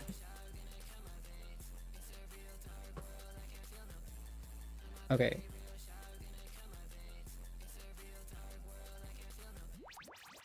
Solo demon roll? Oh yeah, I would too.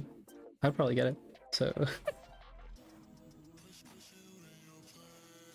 the guild called Quasar? I don't know anything about them. I know that like people talk about them. Yes, like I hear about it, but I don't know anything about it. Do I have an Ash run on the channel? I don't actually. Maybe I should do one, but I was like putting off most of the invisible frames for like way later. But yeah, I can do Ash eventually. Yeah, I don't know anything about Quasar. I know about the Confluence, and I know about Beauties, I guess, and like my own clan, which is this one. Eye of the Midnight Sun. Why am I 987?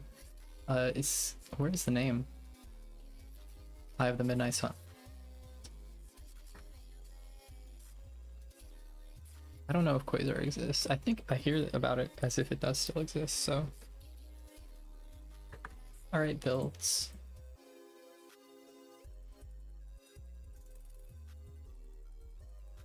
You shall be purified. Ahmad. I don't know, right now I don't think that I need like YouTube moderation. If I do though, you're like on the list, I guess, because you're here all the time. A third eye? Oh, I'm a warlord. So, it's Eximus is the founder, and then I'm a warlord with these people.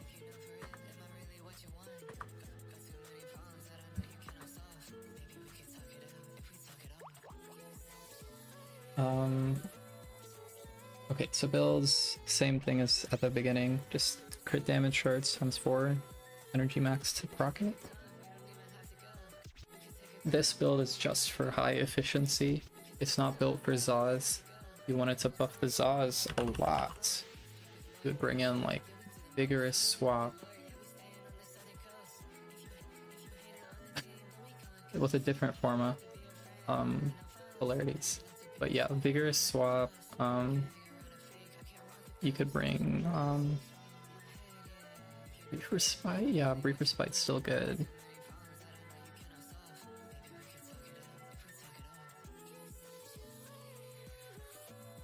Precision Intensify still good for Wrathful.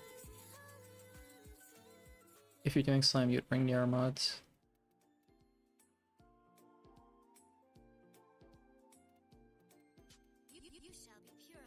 Yeah, that's it. It's the only switch.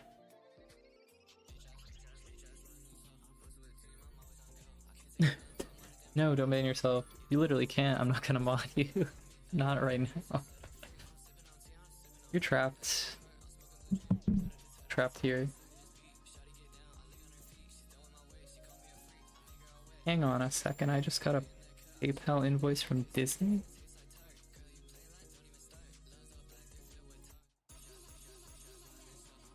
I don't pay for Disney.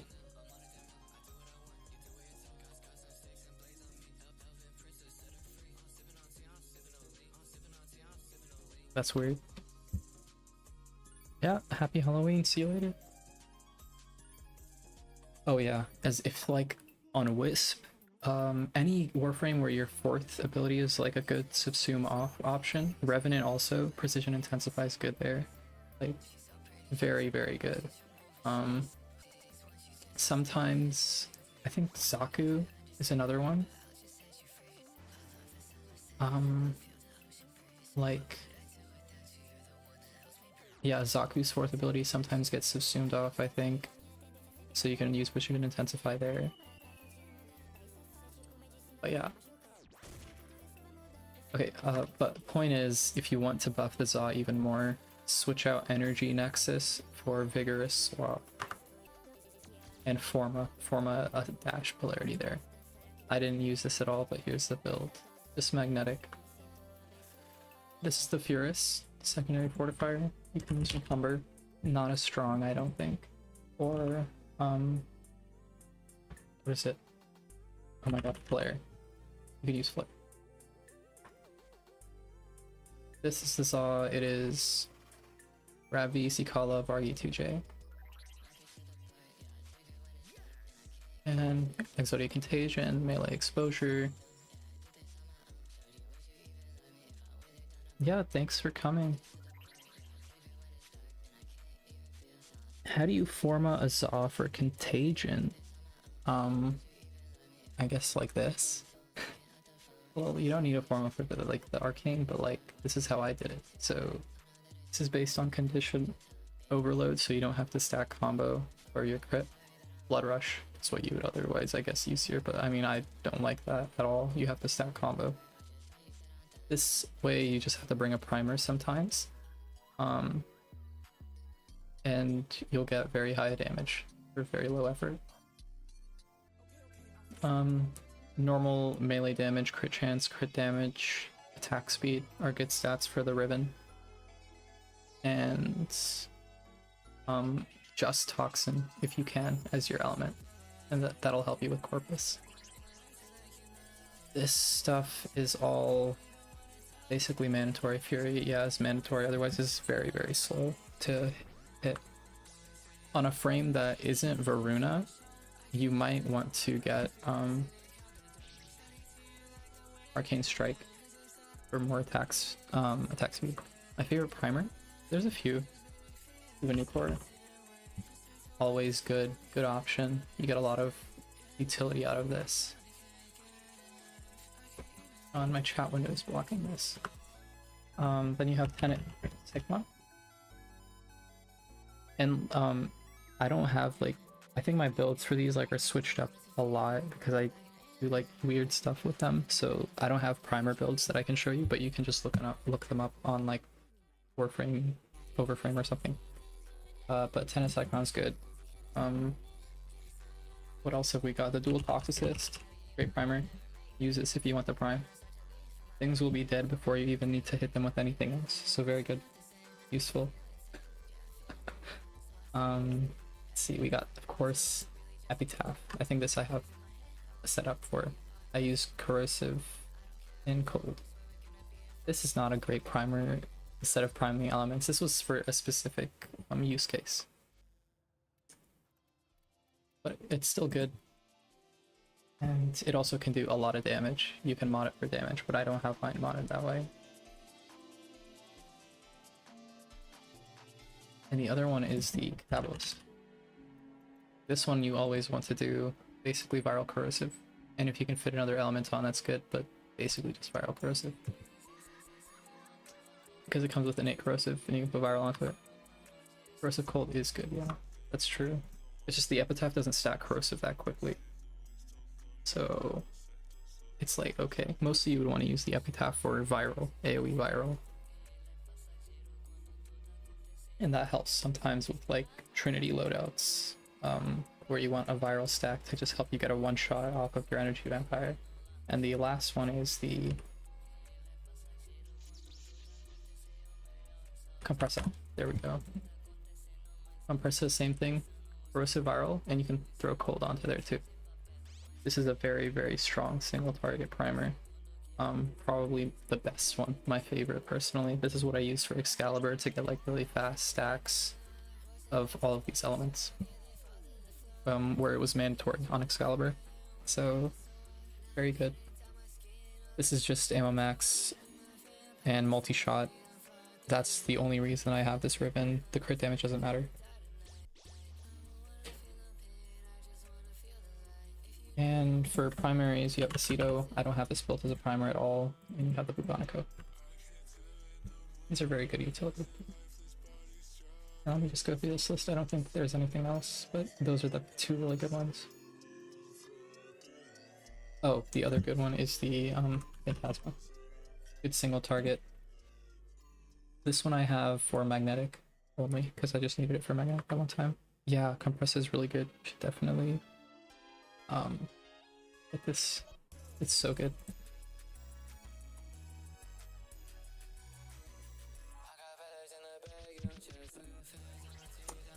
And okay, Doriga, same build as always, Arc Coil. Sacrifice. And oh, Guardian is like the mod that gives you shield. And Vacuum.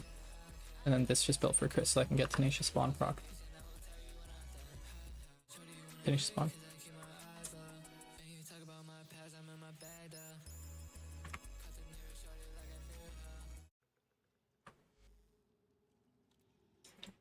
Yes, it is locked behind R5 and kids.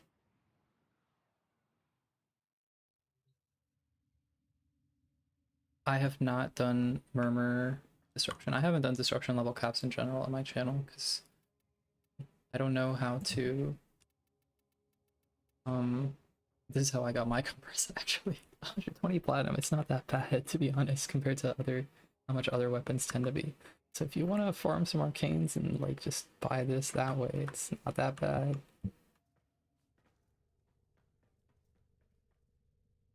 Electro Pulse. Oh my god, I hate Electro Pulse.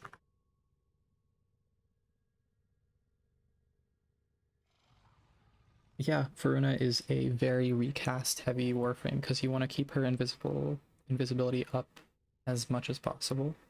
So if you like go back in the VOD, you'll see like every time that I want to kill anything, I have to cast my 1, cast my 2, cast my 4. So she's very cast heavy. Because her invisibility gets cleared as soon as you attack. So if you want someone that's a lot chiller, you could use like Loki. This as a weapons platform. Just bring like a good gun on him and he's good. You just cast this once and you get 30 seconds. The reason is that I used to have Electro Pulse here in place of Arc Coil because I thought they were the same thing. But this is not the same thing as Arc Coil. Arc Coil is way better.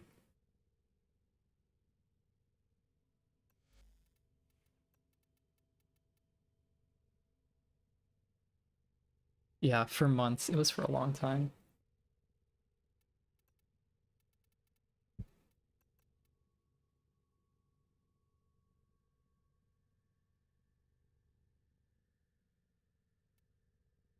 But yeah, I don't know too much about disruption level caps and like all the tech that goes into like getting around the damage reductions and stuff like that. So like one-shotting level cap Demolis and things, I've never done those things. So I might get into that, but that's like a type of technical into the game that I don't really want to do, if you know what I mean. It's like too much of my brain. And I guess I could try it though. What I might do is just like a normal disruption level cap with like Vazarin and stuff. The thing about disruption level capping is that it's like it's pretty boring in terms of like being a video. Like you got some clips of like killing level cap Demolist and it's pretty cool, but doing that for like 3 hours because I'm not fast at disruptions is like kind of rough for me. But I'll see, maybe I will if it's interesting. What I am excited about is there's a new endless game mode coming with the new update in December, so I might try level capping that. I'll see. We'll see like what the game mode is like and how it works. But we could maybe level cap that too. But yeah, that's all for today, I think. Does anyone like, do you guys have any more questions or like I'm about to end stream?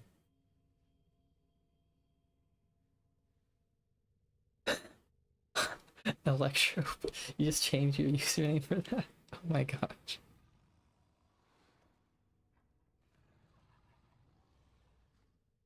Yeah, I hope it's a fast level cap mode. It'll be a lot of fun. If it's a good farm, also like it'll get oversaturated pretty fast, but like, it's gonna be. Oh my god, Electro Pulse is in chat. If it's fast, it'll be fun. Yeah, definitely, it's up for you to see. You can like go back and rewind and start watching it now, I think. But yeah. So, see you guys. Thanks for stopping by.